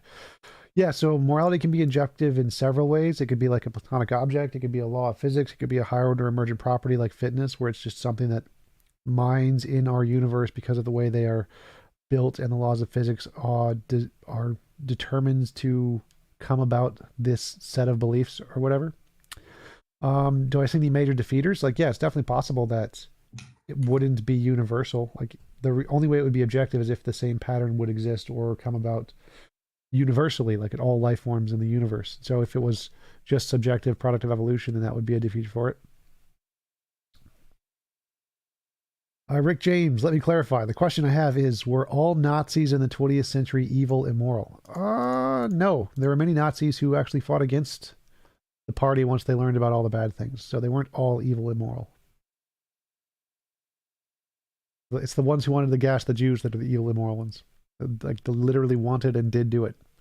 Many of them were against it. Is this live stream taking only certain topics, or is it open to different topics? Because I'm interested in your take on anti-theism, because that's what I classify as personally. Jesse White, anti-theism. I don't think I would agree with anti-theism, because I think from an evolutionary standpoint, religion has made many benefits to humanity since before religion was invented. So it's kind of like the horse-drawn carriage. It's a new piece of technology. I'm not anti-horse-drawn carriage, even though it does bad things, like it tortured horses and there's crap all over the roads.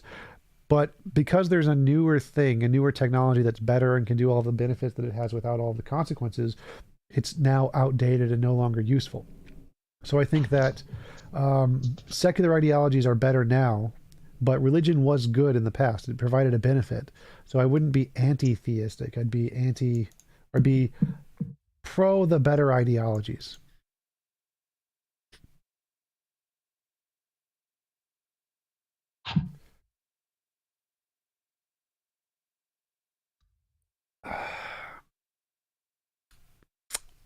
Hey Ziz, I like your Harley Quinn picture.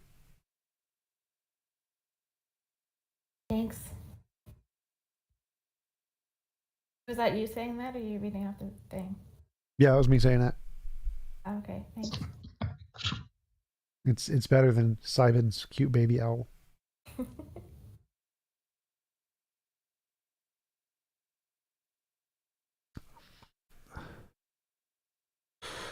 Garrick Austin, which topic would you love to debate Muslims on next? I really liked all the ones I've done against Muslims recently. So, like, which is a better ground of morality? Which is the solution to humanity? Which is a better ideology? Which has more evidence? Those are all good topics for Islam.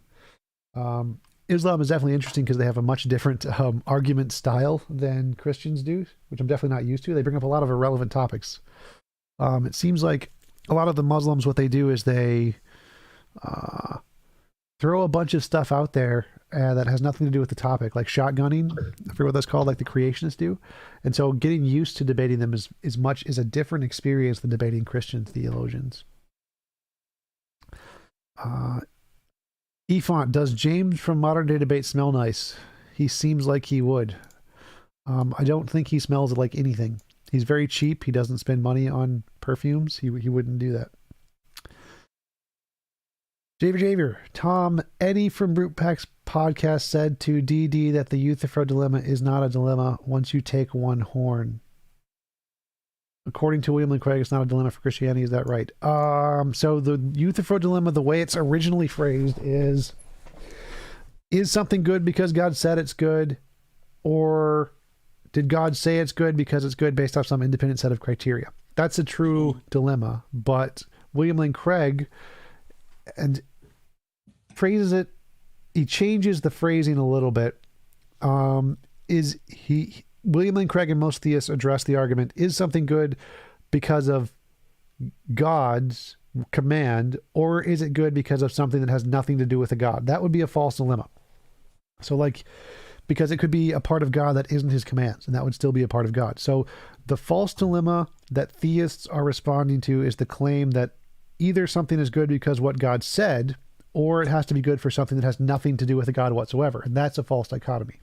But the correct dilemma is something good because what God said, or is it good because of any other reason other than because God said so?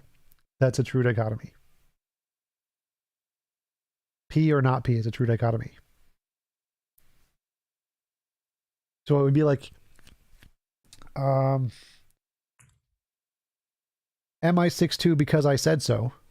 Or am I 6'2" for a reason completely independent of myself? Well, neither of those. I'm 6'2" because my body is 6 feet 2 inches. So it's because of a reason that is contingent on me, but it's not because I said so. So that's the main. It's kind of an evasion tactic. I think theists understand what we're trying to say. They just avoid it, but I'm not sure.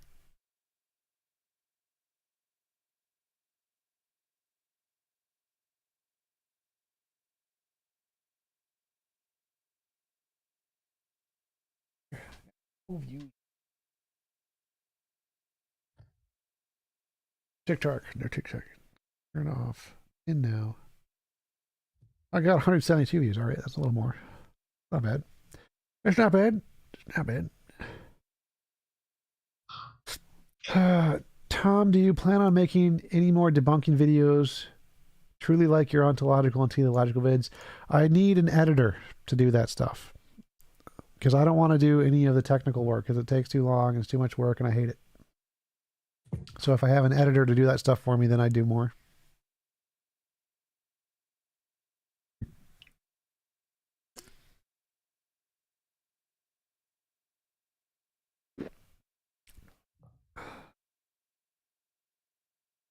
Because they didn't get any more, like, they didn't significantly get more views than my other content. So it's like not worth like investing in a lot more money for it.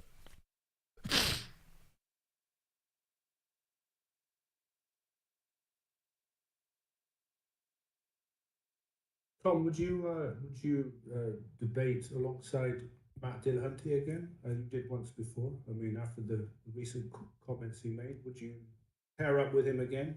Sure, I don't care. Like I don't care who I pair up with or debate against. It doesn't make a difference to me. Maybe not Godless Girl. If I was paid, I wouldn't care. Okay. Sure. I think she'd probably fall asleep halfway through That would be an improvement. it.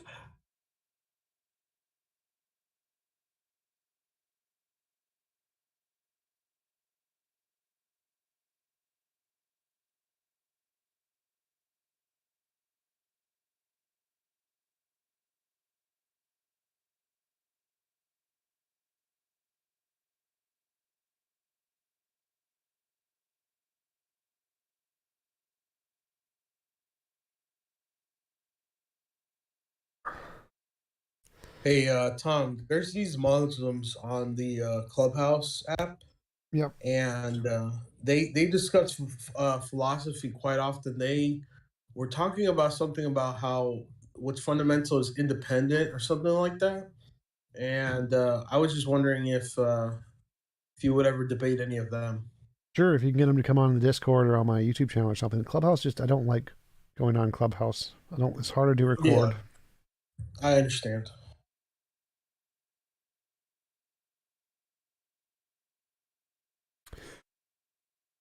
Garrick Austin, I want to edit some of your debates and make the opponent's speech more precise, especially people who say, but we can't understand complex things and go on for ages. Like, you can, yeah, all of my stuff is free for anybody to copy and edit in any way they want. I don't care.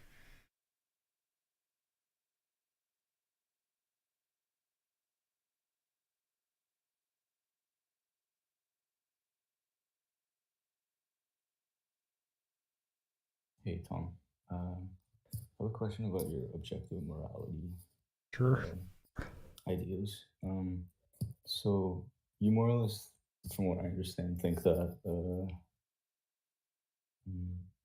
pretty much like everyone should have a choice with regards to like what they want to do and what they want to happen to them.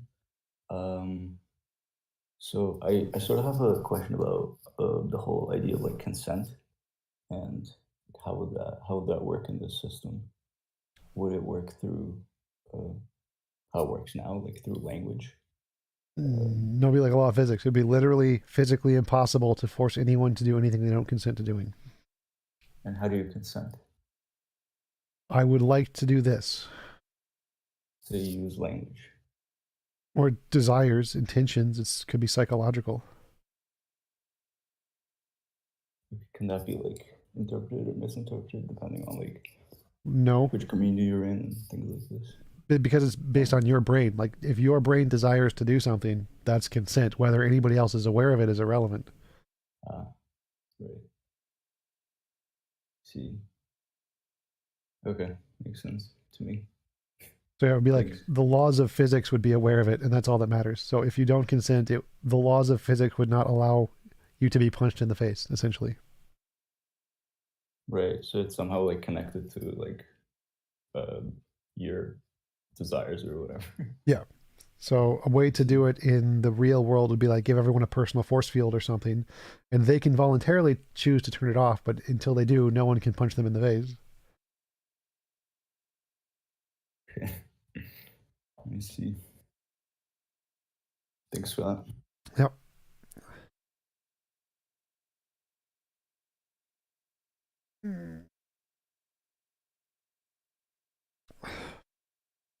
Peter Wint, if God isn't real, who keeps igniting my bushes? Thank you for the super chat. I believe that is your wife. Your wife is the one doing that.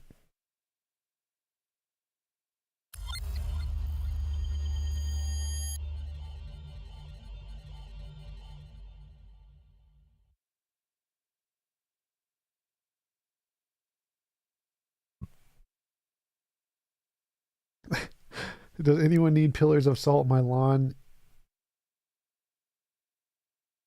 is full of the damn things.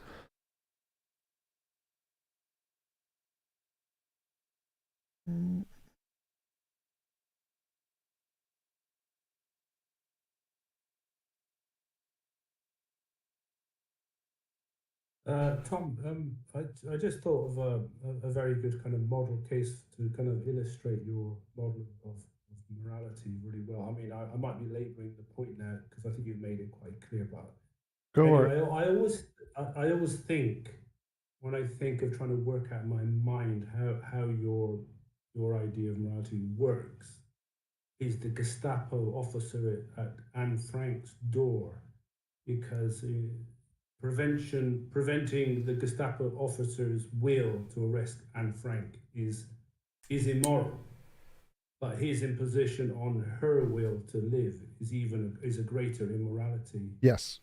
Is that a kind of like a microcosm, a good microcosm of what you're trying to portray, isn't it?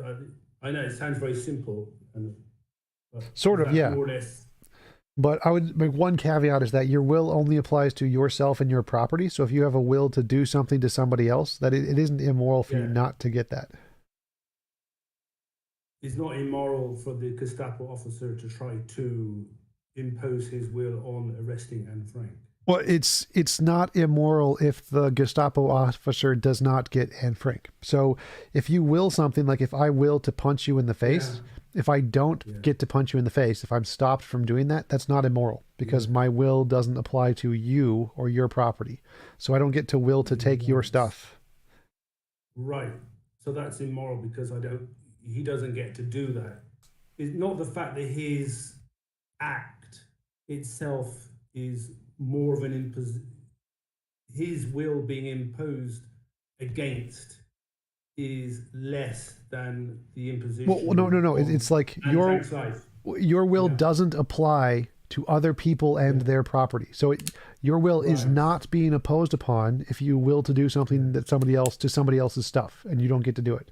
So your will is only imposed upon when it applies to yourself and your property, not other people or their property. So it's not even immoral that the Nazi doesn't get to harm Anne Frank because his will doesn't apply to Anne Frank. It applies to himself and his property. Right. So he simply has no right to do that because it's not his property, not the fact that it's a more gross act in itself. Yes. Right. Okay. Thank you. But another example would be like, to try and get closer to what you're getting at, is like, if I will to pick up a rock or whatever, and somebody else also wills to pick up a rock, and there's only one rock, then one person picking it up would be moral, but it would be immoral because the other person doesn't get to pick it up because the rock isn't either of our property, and so we both could will to do that. Okay. Thank you. Yep. CP, what do you think about the idea that theism is incoherent because the gods that have been presented are unfalsifiable? Well, unfalsifiable does not mean incoherent. Incoherent means like it literally doesn't make sense. So like saying a round square or a thing that is and is not itself at the same time. So incoherent means it's gibberish. Unfalsifiable just means you can't demonstrate it's like provide a way to demonstrate it's false. Yeah, if it's unfalsifiable, you can't prove it to be even valid. No, it could still be valid. Can it? Oh. Yes. So I could use the existence of the flying spaghetti monster and be valid with it. Yes, valid just means the conclusion follows from the premises or that it makes sense. So the ability for it to be possible is perfectly fine without it being falsifiable. Things can be possible without them being falsifiable.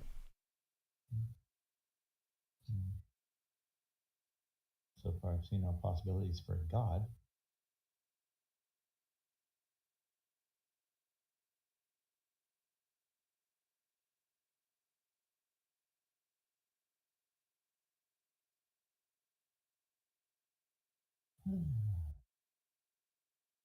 Are we live on YouTube?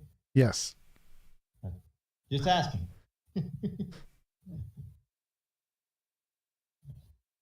don't want to ever make a mistake again. Jesse White, Tom, do you find God's existence to be more of a fun debate for you, or is it the religion Christianity harmful debate? I personally like the God's existence debate because it's more philosophical. Like the is Christianity harmful debate is more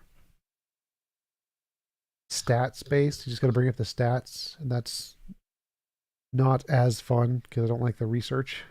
Philosophy is easier.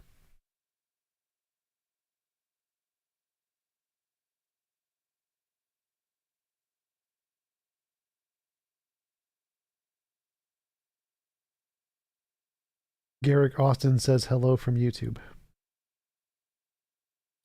Hello from YouTube. See ya, Jay.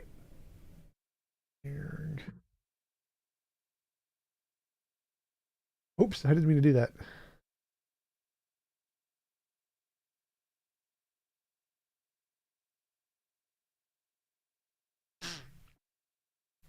I accidentally deleted one of his messages. Did not mean to do that.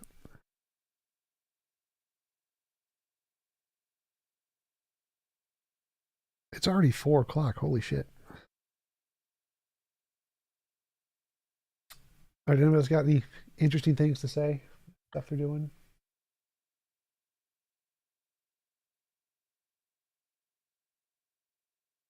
This is the part I'm bad at. Like, I'm not good at filling space because I don't like talking.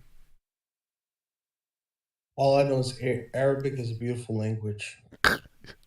And that's evidence of God, right? Yep.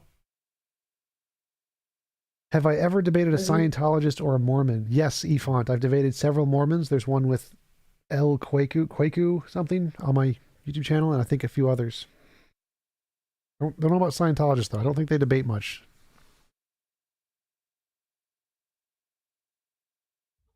Did I hear you playing Y Test the other day? Playing what? Oh, Lee chess. Yes. Yes. Yes, I play Lee chess when doing stuff on leechess.com.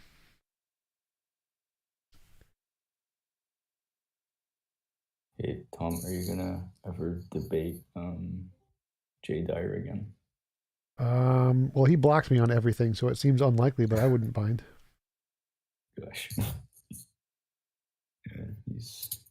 I was like on a server, I would sometimes pop it into his like open forums.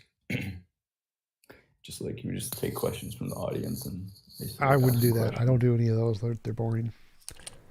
Yeah, I asked him about like the whole because I think the Christian argument's that like God is beyond all categories or something. And I asked him how we can categorize God the Father, God the Son, and put them into these categories if he's like beyond all categories. And he said that, we use like an analogical predication, so it's like an analogy. But from what I understand, like analogies are sort of like putting things into categories, but like partially, not fully. So, and he didn't really like have a response to that. So, and Yeah, Jay I asked him, doesn't. like, He doesn't know anything about philosophy, so he doesn't actually know how analogies work or how categories work. So I'm not surprised. Yeah, I asked him like how you can categorize God by saying that he's beyond all categories. Like, isn't that in and of itself a category as well? Yes. I don't know if he had a response to that either. Or I don't remember his response if he did. Jesse White. Oh, I remembered. I wanted to let you know that I thought your debate with Vaush went heavily in your favor. Thank you, Jesse White. I do too. Originally, I was heavily skeptical about the super straight topic, but I felt that you hit the nail on the head with each point Vaush tried to make, and I am a fan of both of you guys. Thanks. Appreciate it.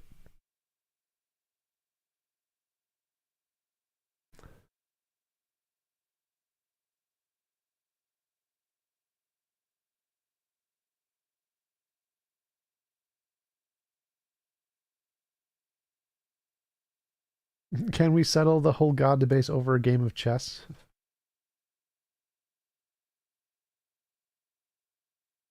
I feel like Darth would just be like a pigeon on a chessboard and just shit on it and knock all the pieces over.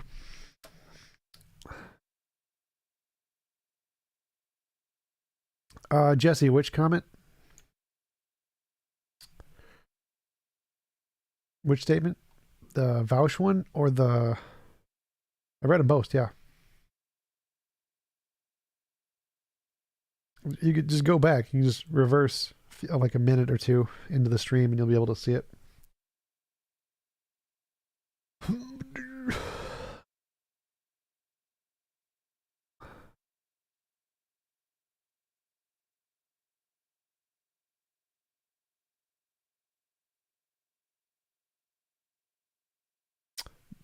Yep, I commented on both of those.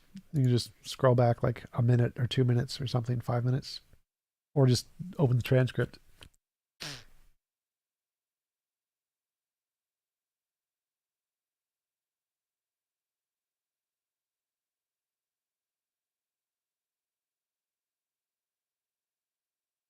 Thanks, I'm a Marine. Appreciate the sub.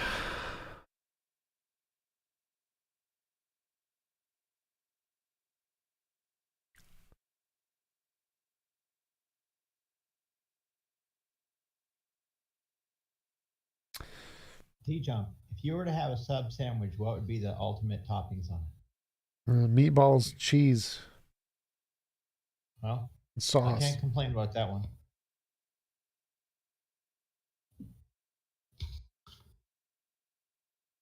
Hey, God, you should set up more debates on this server, then I can make you an admin. I would like to, but I can't get the stage to start. The stage, you can just do it in one of these thingies. The 2FA is stopping me from starting the stages. Oh, yeah. I remember that. I don't have the cash to purchase equipment to solve that. Google Voice is free. Huh? There are free websites that give you fake phone numbers that work just like a phone. Yeah, but they send you a text, and you have to scan it back in with your video camera. They offer text in these websites, so they have text and voice. Like I use Google Voice. Google Voice gives me text messages and voicemail, and I can call people. It's just a phone on your computer. Okay, how do I scan in with the computer when it sends you that QR code, the Heshi code? You open the text because it has a big box and it says text, and you open it and it shows you all the stuff it sent you, including pictures. It works just like a phone. It's just on your computer. So in other words, I twist my camera and look at my own monitor. Yes. Which is bolted to the monitor. QR code. Like, yeah, you could just get a webcam or something, or just a mirror. A mirror would work.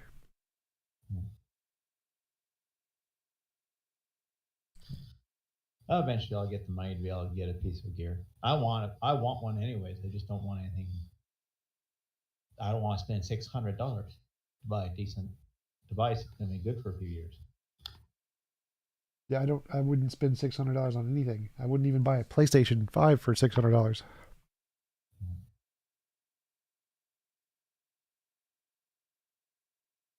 I'm just going to get a Samsung or something like that, some kind of an Android device.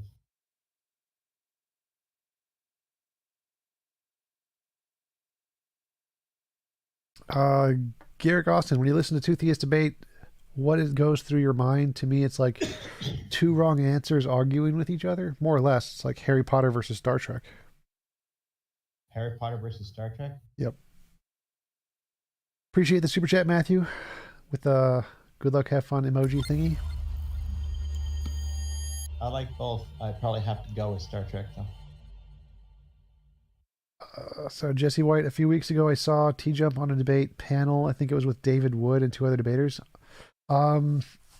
David Wood, we debated one-on-one with David Wood. I did. I was on two panels at the Modern Day Debate Conference.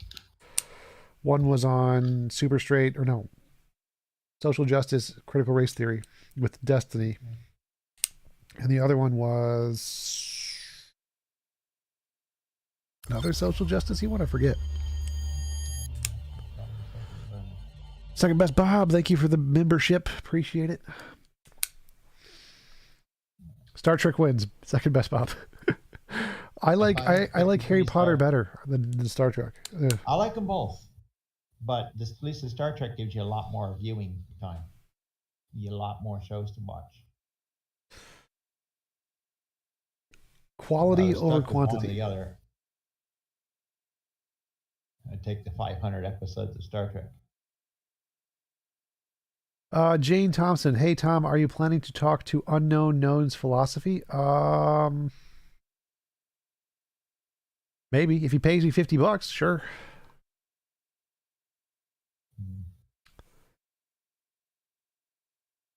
Sorry, I missed your message, Jane. And I was looking at something else. What house would you be? What house would I be? Slytherin. Harry Potter. Yes, I'm like a Slytherin. mansion. I would be a mansion with a pool and a tennis court. Like, what house would I be? I would definitely be Slytherin. Yeah.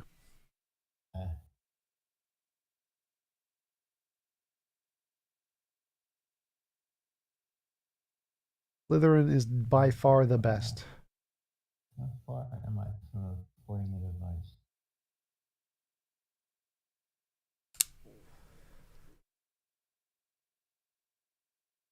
Maybe I'll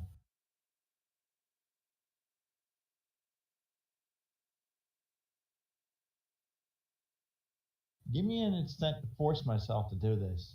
Give me that role so it'll give me an incentive to want to be able to make it work. Nope, that's not how it works. You gotta do the work first, then you get paid.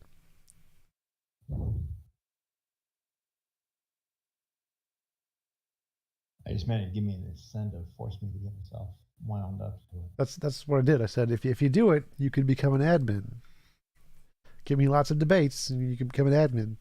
That's instead of the payment rule, it's you got to get me debates.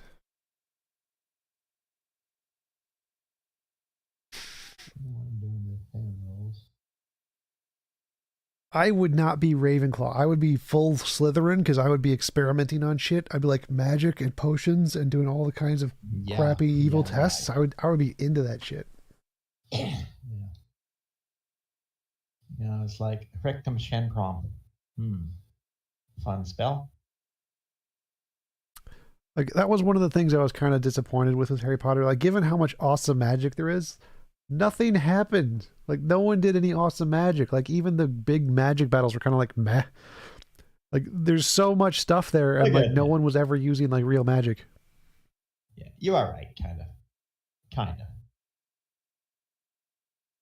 But the deep nuances are there of all the magic, though. If you were watching that, read the books too, so there's a lot more in the books.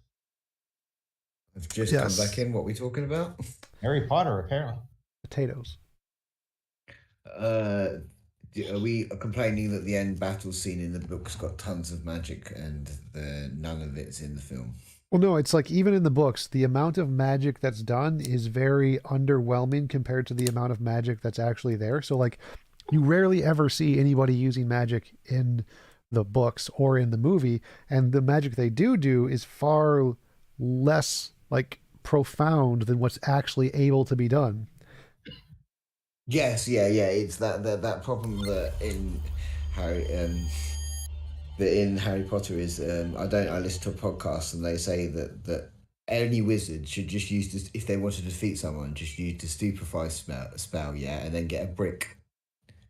Well, no, it's better than that. Like, there's the potions that give you luck. There's those luck potions, whatever it's called. Yeah.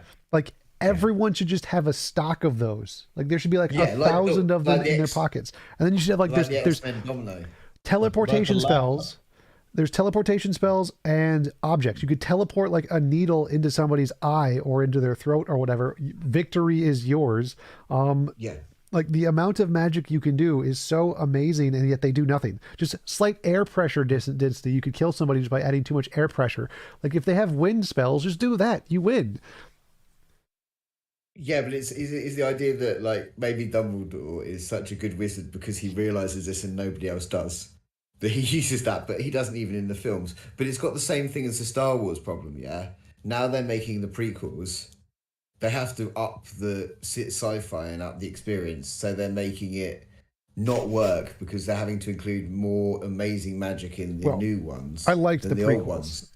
Star Wars prequels, I like the prequels. But I would say that the problem is they didn't do enough magic. They should have done more magic in the Harry Potter stuff. They should have had like real complicated magic. I think that's in Star Wars. I kind of wish they did that too.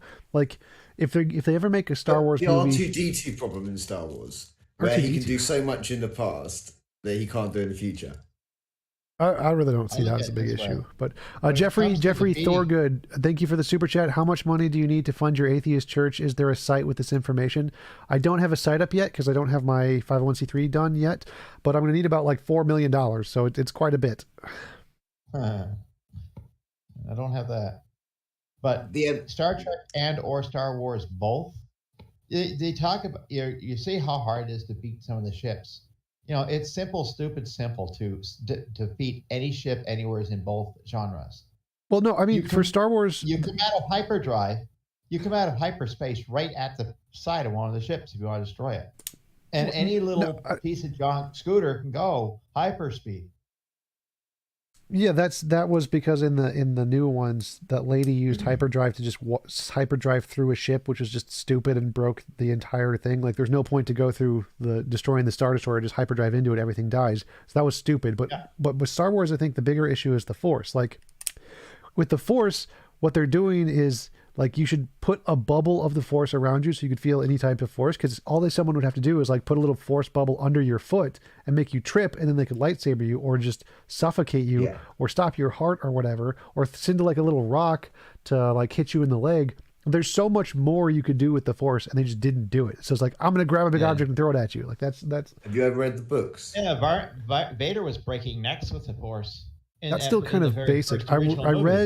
I read a lot of the spin-off books. I didn't read George Lucas's. Oh, the original Legends books, it gets incredible what the powers do. There is Force beings, there is Force species out there. There is literal creations of the Force. So, like, at one point, Luke faces the embodiment of the evil Force or whatever it is. Yeah, but there was like they had the three ultimate beings, and one of them was the evil one or something.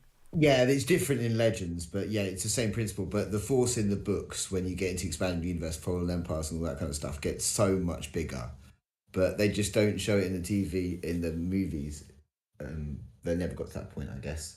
And I don't dislike I don't dislike the prequels. I think they're quite good in parts. But the fact is that, like, R2-D2 is flying in the prequels, and he doesn't in the future. I don't see that as a problem. Like, switches in technology, damaged parts, like, that's perfectly legit. Yeah. But Doctor Strange has the same problem. In the movies, he's limited to what he can show, but in the comics, it's ridiculous what he can do. None of that should be a problem for him. Yeah, both Star Wars and Star Trek pussyfoot around all the couple of major flaws, like you said, or we both said, fly a spaceship into the side of the damn Death Star. You know what I mean?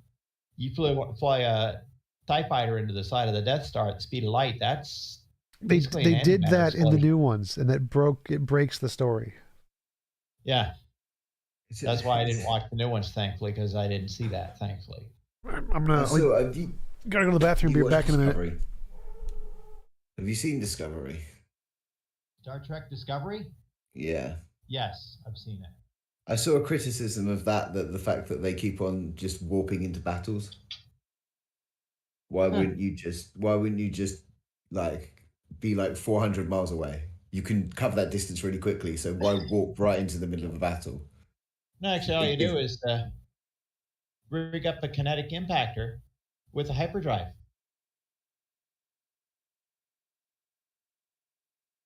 Who would win a fight? Sorry, I'm just That's all you reading need. stuff. Yeah. Just a big, strong, hard object made of the strongest material they got in their fiction, with a big ass engine on the back. Hyperdrive.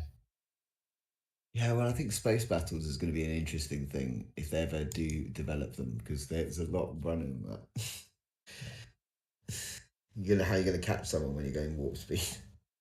Exactly. You can't really destroy things, so they say, but warp destroys all, because that's light speed.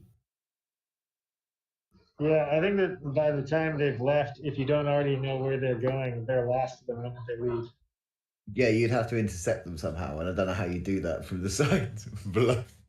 But you have to be, you know where they're going, and they have to be kind of going towards you.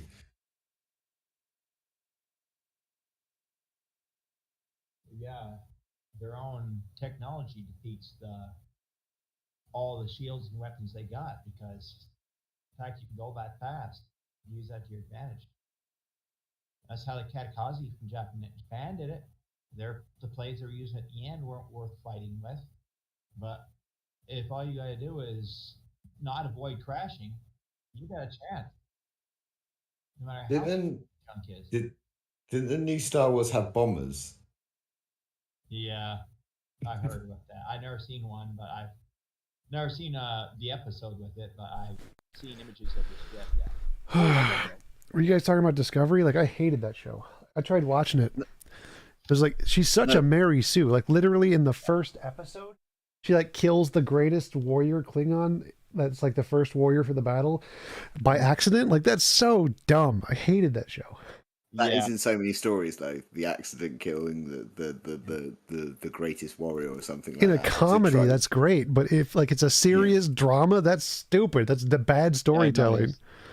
No, I was saying there's one criticism that, like, in the new Star Wars and basically in the film, new Star Trek and in the films, they warp into the middle of battles. And why would you ever do that? It gives you no strategic advantage at all. Yeah, that's also a good, legitimate point. Yeah, because they're not warping into the battles, guns a-blazing, torpedoes launching. They're warping into the battle and then starting to fight. Like, seriously? It would make more sense to warp the torpedoes into the battle and not go into the battle. You would never need to, like, if you could warp torpedoes, you would never do anything else, would you, really? As long as you had the coordinates to send them. Yes, you just warp in nukes. Just nuke warp, done, get out. You don't even need nukes. That's the thing. A dart made of unobtainium or whatever the strongest metal is, thorium, whatever. All you do is put a warp drive on it, like what's on the Millennium Falcon, and just send that careening through the battle at full speed. Just throw a few of them off, fire a few of them. Warp drives are cheap in that series, especially the small ones like that. Yeah, I think the whole premise of Star Trek being that they're an exploratory organization with no actual like literal military force. I think that's so unrealistic. I was like, that's the biggest, like that's not going to happen. Yeah, but it was Roddenberry, wasn't it? He was a kind of peace-loving guy, and it was just like, no, there would be a military force. There would absolutely be a military force. Would be the first force they sent out if they found aliens. Well, no, they would probably send the exploratory scouts first, and if the scouts get blown up, then you send in the military and just wipe them out. But there would definitely be a military. I don't. ASI Drock Pro. I think TJump means that if you had the Force, you could give Palpatine algorithms in sleep, but now that let me show you the fencing skills for 3 years. Not exactly. So my problem with lightsaber battles is that during lightsaber battles, using the Force, it would be more like a game of chess where you would use the Force to like lift someone's leg up so they'd trip, or use the Force to throw a rock from a distance, or use the Force to like send rocks up and then bring them down when they're not looking. It would be more like a complicated chess game of you trying to like knock your opponent off balance so that you could get a killing strike. Whereas right now it's just throw a big shelf. Knock their lightsaber into themselves. Yeah, like to grab their lightsaber, to turn their lightsaber off when yours was going past. You do all kinds of shit. And then you would have to you'd have to create a force bubble around you so you could be aware of any usages of the Force in your direct vicinity so you could like counter it. But they'd like try to like Dune shields, basically. Yeah. So you would have those like a Force, you would use the Force as a shield. So if anyone tried to use the Force in your area, you could counter it to keep yourself alive. And then they try to use it on like the other side and do the same thing. That would be a much more amazing usage of the Force and to legitimize the use of lightsabers, which are totally pointless if you have blasters. But it would make sense if you're actually using the Force in that way. Yeah, thank you for the super chat, Matthew. Appreciate it.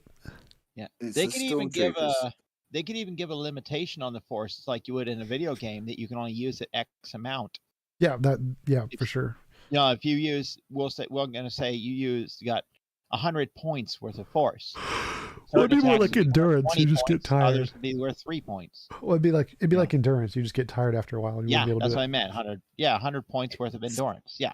It's like if you look at people like the Stormtroopers and Boba Fett. If you had Force users, would you put them in armor like that? Yes. You know they would just. Well, no, that was the thing. Like you would have, if the Force was legit, you'd want them to be. You want no one to know that they were a Force user. You want to put like your Force users in the Stormtrooper suit, so no one would know that they were Force users, and they sneak up behind you and just kill your Jedis. No, like, I mean as fighting Force users. If you were fighting Force users and you knew that, would you put people in Stormtrooper outfits? Because surely they're crushable, they're bendable, they're a huge weight, basically, aren't they?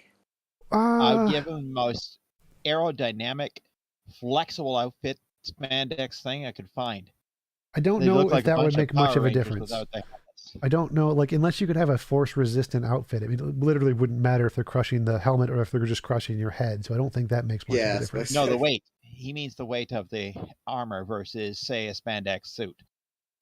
Well, I think the purpose of the armor would be like more like military gear kind of stuff. It's to protect you from not the force, but from other things.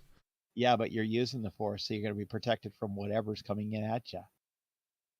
The only thing that's going to defeat your force is the stronger force. Yeah, so I don't think bullets are useless. The point of a Jedi wearing the armor would be to like camouflage, not for protection. Oh, camouflage, yeah. But I mean, if you're doing it and you're not doing it where you require the armor for anything, just dump it and just obviously go lightweight. Javier, TJump, it will be more realistic than military organization joining the scientific advance in Avatar. Avatar was garbage. God, Avatar was so bad.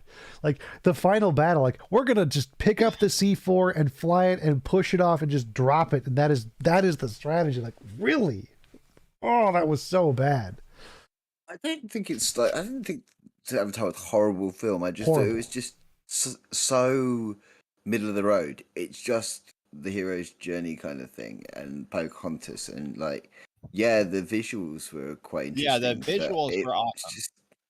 It's just milk toasted film as a film. The writing was so bad. Oh my god, I hated that movie. Yeah, I'll agree with you on the story, TJump, but you got to admit the visuals for that were pretty fucking good, for their especially time. considering the time it come out. Second to Dave, how does a Jedi eat dinner? They use the forks.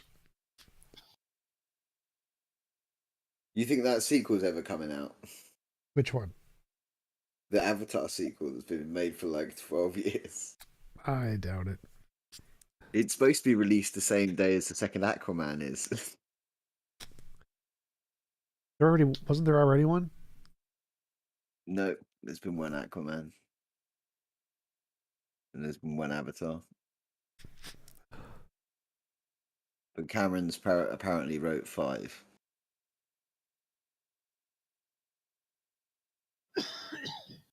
Five Avatar films for you to enjoy. Well, that is 1/10 of the number of Marvel Avengers movies. Do you enjoy the Marvel's Avengers movies? Yeah, a lot of them are really good. Not all of them. Like I don't like Captain Marvel. She sucks. Oh, come on, you're a male. You should enjoy her to suck. Come on. Don't. So I think that Doctor Strange is really good.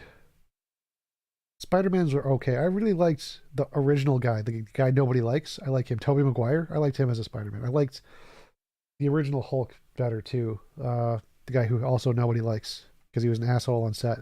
But I liked his Hulk. I like a lot of the old ones. The Fight Club guy. I'm so old. I like the old stuff. Oh God, I know his name. Edward Norton.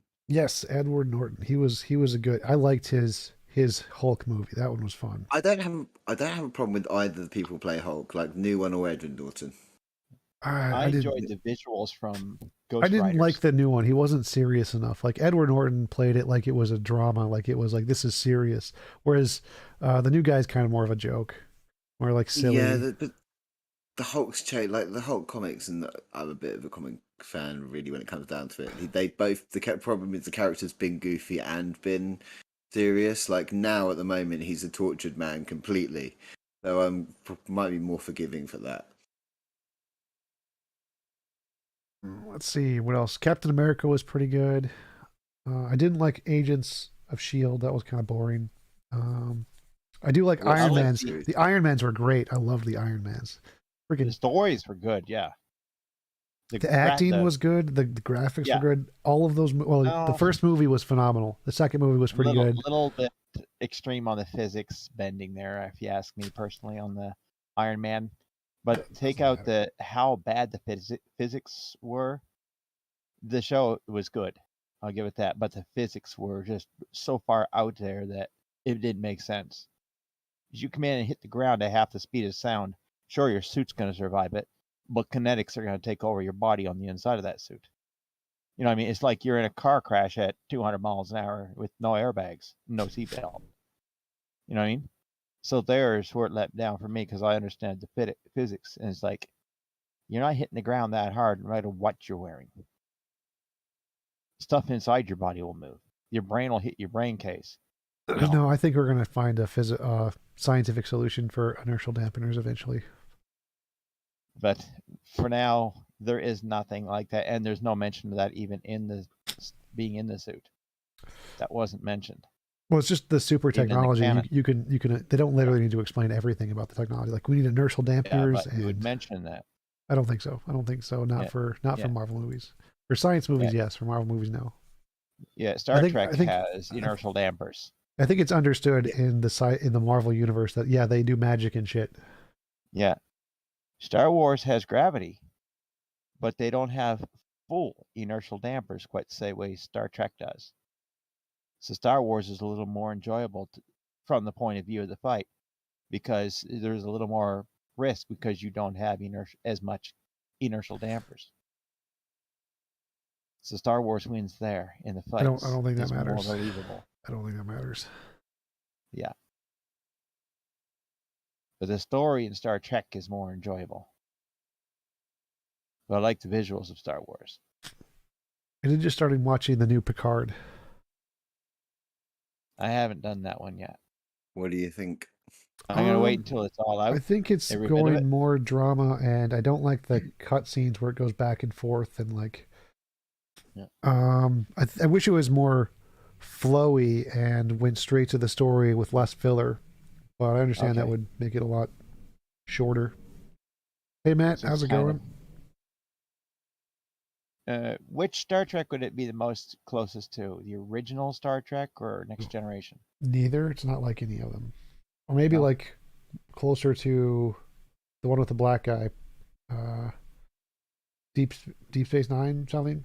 Where it's more of a drama. Okay. Just give myself some warning going in. That's what I'm asking. Yeah. Could Elon Musk be Iron Man? Yeah, Elon Musk could be the Iron Man of the Hyperloop where it blows up and he dies. So you're like me. As far as you're concerned, that stuff's all nonsense. Well, I'm like Thunderfoot, because Thunderfoot's like proven the physics behind it is just stupid. Yes. Yeah, he did Iron Man too. There is at least one of his debunking videos contains the scenes where Iron Man hits the ground and supposedly survives. Well, I don't see that as an issue. I think that when you're doing a Marvel comic or something, you're allowed creative license to add in new technologies like inertial dampeners and stuff, and that's fine. Yeah. Like But he they has should mention the inertial dampers. He has like you don't need to. It's literally irrelevant. Like he has a thing in his chest that's like a infinite energy source. Like obviously you don't really need to like go into the details about that in a Marvel comic. No, you don't. But at least you know it's there. He mentioned the existence. You don't. Of it, You don't. awesome. It's completely irrelevant. You don't need to mention that. It's just not something you need to mention. It's just not important because there's enough new technology there. You don't need to mention all the different technology stuff. You would need to scientifically make it legitimate. It's a Marvel movie. It's not important. Yeah. Wait, Wrong throw a little audience. sci-fi in there. Yeah.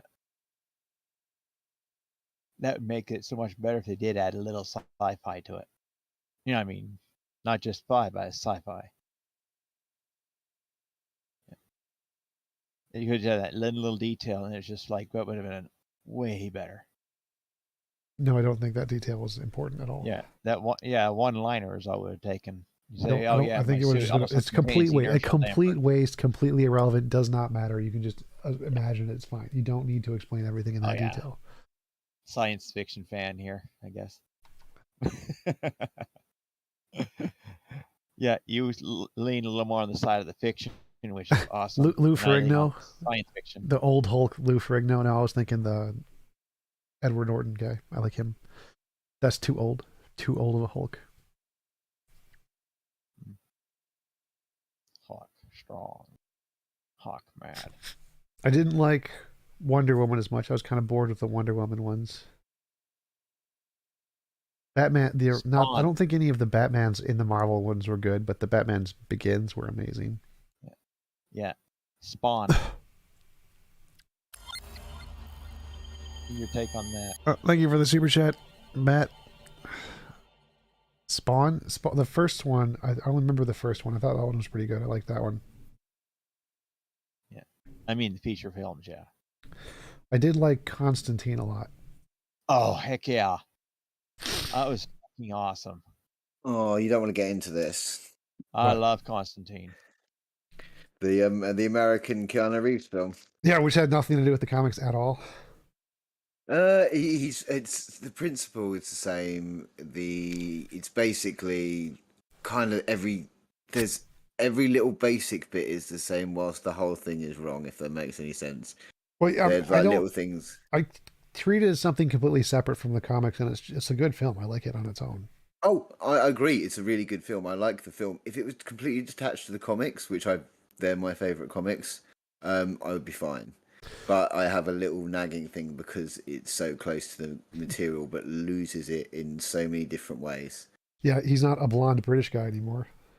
Yeah, but the problem is, like, he was brought up. His basis of him is in the Thatcherite era. Yeah, yeah, and it was the comic that was based against the Thatcherite movement and the rich, and it basically loses all that in that film.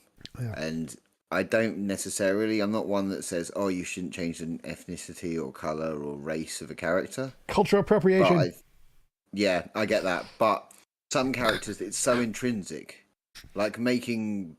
Well, I think it was such a part. It's such an important part of the character in the comics that he's a funny British guy with blonde hair, and I think that part was it's a good part of the comic. Yeah. Whereas it was much kind of more of an asshole. Yeah. So I think that part of the character is really good, but I did like the Keanu Reeves character in that movie. It fit really well how dark it was.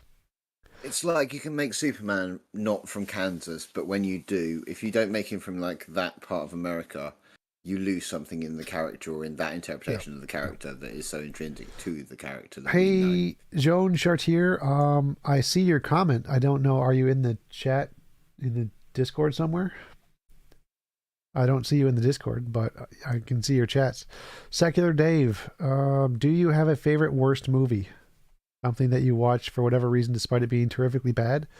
Battlefield Earth, I like that movie. That was the Scientology is fun. But let's see, Transformers.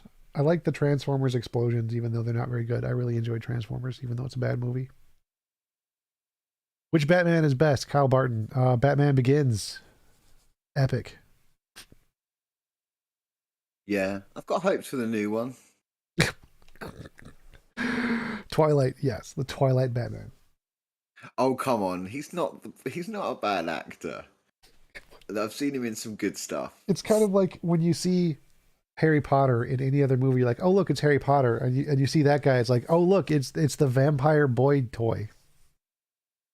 Have you seen there's a series in Vampire boy toy? That's from Twilight, the movie, the TV show Twilight movies. Other movies? Yeah.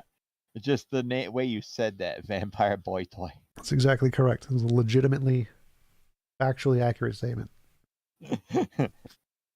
Yeah, why did they dress so weird? Why is he so awkward if he's had hundreds of years to live? Why does he not know how to talk to women if he's had 100 years or like 500 years to live? Because it says, "Oh fuck it," and just takes them out permanently. Because it's written for teenagers, and so it needs to be relatable. And if they want to blend in, why are they all wearing white weird suits and got white complexions? You do something about it if you live for that long. But no, that Batman doesn't seem that the Batman. It does look quite good, and I know I've had my hopes dashed, but it does look quite good. My understanding is that actor was not a fan of the Twilight series. I don't think I any like of the them vampires from Lost Boys. Lucky Seven like Wolfen. vampires. Keanu Reeves is so wooden you could nail Jesus to him. It's a good joke, but I like Keanu Reeves. He is kind of a very wooden actor. His acting style is very Neo everything. That does seem to happen a lot. Like actors do one role and they're just always that role in every movie now because it's so popular. Jack Sparrow. Yeah, he can play against type. Like if you watch stuff like Ed Wood, but yeah, he has got in the Jack Sparrow version now, which is just Keith Richards. Yep. Who's the Harry Potter kid again? Bill S. Pressman. Daniel Radcliffe. Daniel Radcliffe. There's a series he does for, I think it's Sky, where it's him and Steve Buscemi, and Steve Buscemi plays God. Yep, I've seen that one. That's quite good. That's quite good. I liked enjoyed that. I liked the first season. I wasn't a fan of the second or the third. I haven't seen them yet because like we watched it, me and my partner, and we were like, "There's a second season, and they're not playing God, and the whole premise has changed." I'm like, no, I don't want that. I want more of the. Yes, the God one was amazing. Yes, but then they went to like the West, and the West was just boring. And then they went. I forget what the third one was. Oh, it was the medieval ones. Yeah, they did a medieval one and a Western one. Yeah. What about Good Place? Have you seen that? I didn't watch that. No. That's quite good if you like kind of weird metaphysical kind of God concept stuff. What about Westworld? That's supposed to be really good. That one's too drama-y, cut in and out kind of a thing. Like I don't really like it when they do that. It needs to be more realistic. Yeah, for me it's realistic or funny. Those are the two ones. Matthew, you have a question. What is your opinion on Batman cartoons? Pow, kapam. I like the anime. I like Batman. What is it? There's a future one where he's like a little kid and there's like the splicing with the genes and the animals. Batman Beyond. Yeah, Batman Beyond. I liked that one a lot. That one's really good. There's Bruce Timm, which is the 80s cartoon one, or the 90s cartoon one. Yep. Which is quite good. And then they're redoing now. I think that was my favorite Batman cartoon, was that future-y one. That's that's not even Bruce Wayne. That's Terry McGinnis. Yep. But I was into the earlier Batman ones, the ones that came a few seasons before that. The song was like dun dun dun dun. It's like the that's song. the 80s. That's the 90s. Sorry, that's the 90s. That's a Bruce Timm Batman. Yep, that's the They're one. redoing that. I liked that one a decent amount. He's got a commission to do another series of that, but an older, like an adult-y version of it. Yep. So that was Mark Hamill. Mark Hamill Joker. Yeah, Mark Hamill. Yeah, it was originally not going to be Mark Hamill. It was going to be the guy who's in everything, deep voice, Frankenfurter from Rocky Horror. Yep. Oh, what's his name? He's a famous actor. You've never seen Rocky Horror Picture Show? Yeah, I have. I know. I think you're talking about the guy who was the main guy. Yep. I remember his face. It's a very silly face. He was a bad guy in like a Robin Hood or something, or No, Alan Rickman's Robin Hood, but I'm thinking. What was his name? So I know he's a bad guy in something, and it was hilarious. Tim Curry is his name. Tim Curry. Movies. Yeah, it's Tim Curry. Yeah. Is Three Musketeers? Red Alert 2 as well. Three Musketeers. Was that the one where he's the bad guy? I think he is. Tim Curry. I just remembered Three that. Musketeers. Yeah, it's Tim Curry, Three Musketeers. Bloody hell! Who's the Musketeers in that? That must be like 90s. Chris O'Donnell, Robin Hood from the what's it? Forget his name now. The old gray guy who's considered very sexy, very famous. Played Batman. Okay, yeah. But the Kiefer Sutherland, he was. I like Kiefer in a lot of things. Oliver Platt. Charlie Sheen. I've never watched 24. Yeah, I hated that one. Too dramatic. Yeah. It kind of looked like American propaganda to me. Yep, Trillion got it. Tim Curry. Yep, that's right. Who was the guy you were talking to before? I only caught the after show, the Brett Robbins guy. Yeah, he was a guy who came on at the very beginning. He was talking about intuitions and stuff. Oh, I thought George Clooney, that's right. Bjorn got it. George Clooney, the sexy old guy, apparently. I really liked him in Oh Brother, Where Art Thou? That movie was great. I liked that movie a lot. It's a really good film. That is a great film. No, I thought you were having a day of it because I came back from work and we were talking to him, and before I left for work, you were talking to that other Charles something. Charles something? Moniz something. The guy with the satanic books. Satanic books. What? He's the author you were talking to. The Jew, the secular Jew. Yeah, the secular Jew. I thought you were just having a crazy day. Yeah, that was a crazy day. Did not see that coming. I don't think anyone did. It was very entertaining, though. That's you just got to go with the flow. Just be like, if the unexpected happens, just keep it going. The show must go on because sometimes it's fun. Simply It's Secular weird 'cause Dave, have you seen the Back to the Future series? Yes. Any ideas on the flux capacitor? Time travel? Is time travel possible? Maybe. If I built a time machine in a car, what car would it be? Something modern and comfortable. Bentley. And Actually, if I was legitimately trying to get a car, I'd want something easy to repair, cheap to repair, but really comfortable. I like the Subaru Crosstrek. I'd probably make it in a Subaru Crosstrek.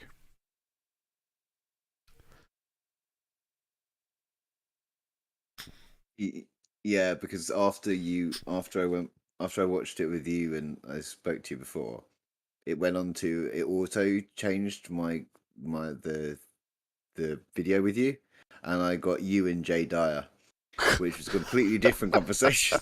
Yeah, that was good. That one was just like, he would not let you speak for more than 10 seconds. It was amazing. Yeah. He seems very angry as well. He definitely was with me because I kept telling him he was wrong and stupid. I get the feeling he's angry with a lot of people. But he wasn't in his debates with Matt Dillahunty or Alex Malpass. He was much more reserved. I don't watch much of Matt's stuff anymore. I just haven't really in a little while. Yeah, I don't think I ever watched. I think I watched some of his debates early on, but I never really watched his call-in show. Banana Republic. Have you seen The Prestige? Yes, that was an amazing movie. Christian Bale and Hugh Jackman. And I also saw the other one with the Edward Norton, who did a very similar show, The Illusionist. So yeah, The Illusionist and The Prestige are both really good. Yeah, one's Christian Bale. Which one's there's Christian Bale, and then there's Prestige. Song and Dance. Yeah, and then there's Song and Dance Man, which is Hugh Jackman. Hugh Jackman. They were in the same one, I think, and then there was another one which was Edward Norton. John Cusack or Edward Norton. Yeah, and not John Cusack. What's John Cusack? The Cap was, or I just get those two confused. Best car manufacturer and why? I like Subaru because it's cheap and effective, and you can easy to repair. And Honda, Toyota, the cheap, easy ones that do the job and are easy to repair. If time travel was possible, what moment would you care to witness? I would go to the future. I would keep going to the future until we get to the highest technological point.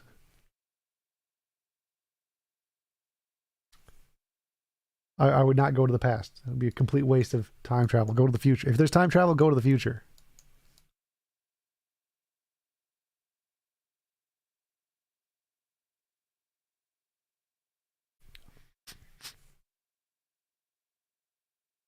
Install a flux capacitor on the chair. Yes, that's correct.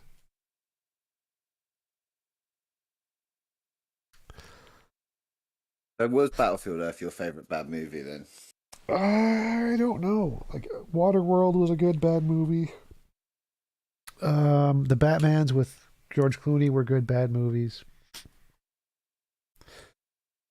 Transformers. I really like the Transformers movie. Those are really good bad movies.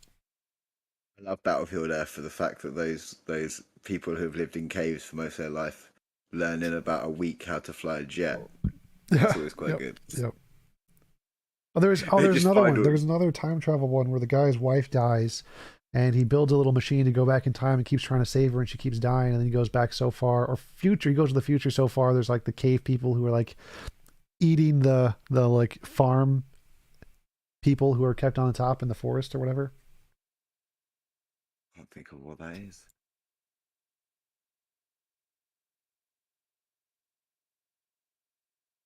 The bad guy See you from later, one TJump. of the Gotta go. the bad guy was in one of the Die Hard movies. Hey Ed, how's it going? A lot of negative views in Clubhouse on your views. Better get in there and straighten out their ideas. What film have I watched the most times? Asked Carlos. Probably Harry Potter.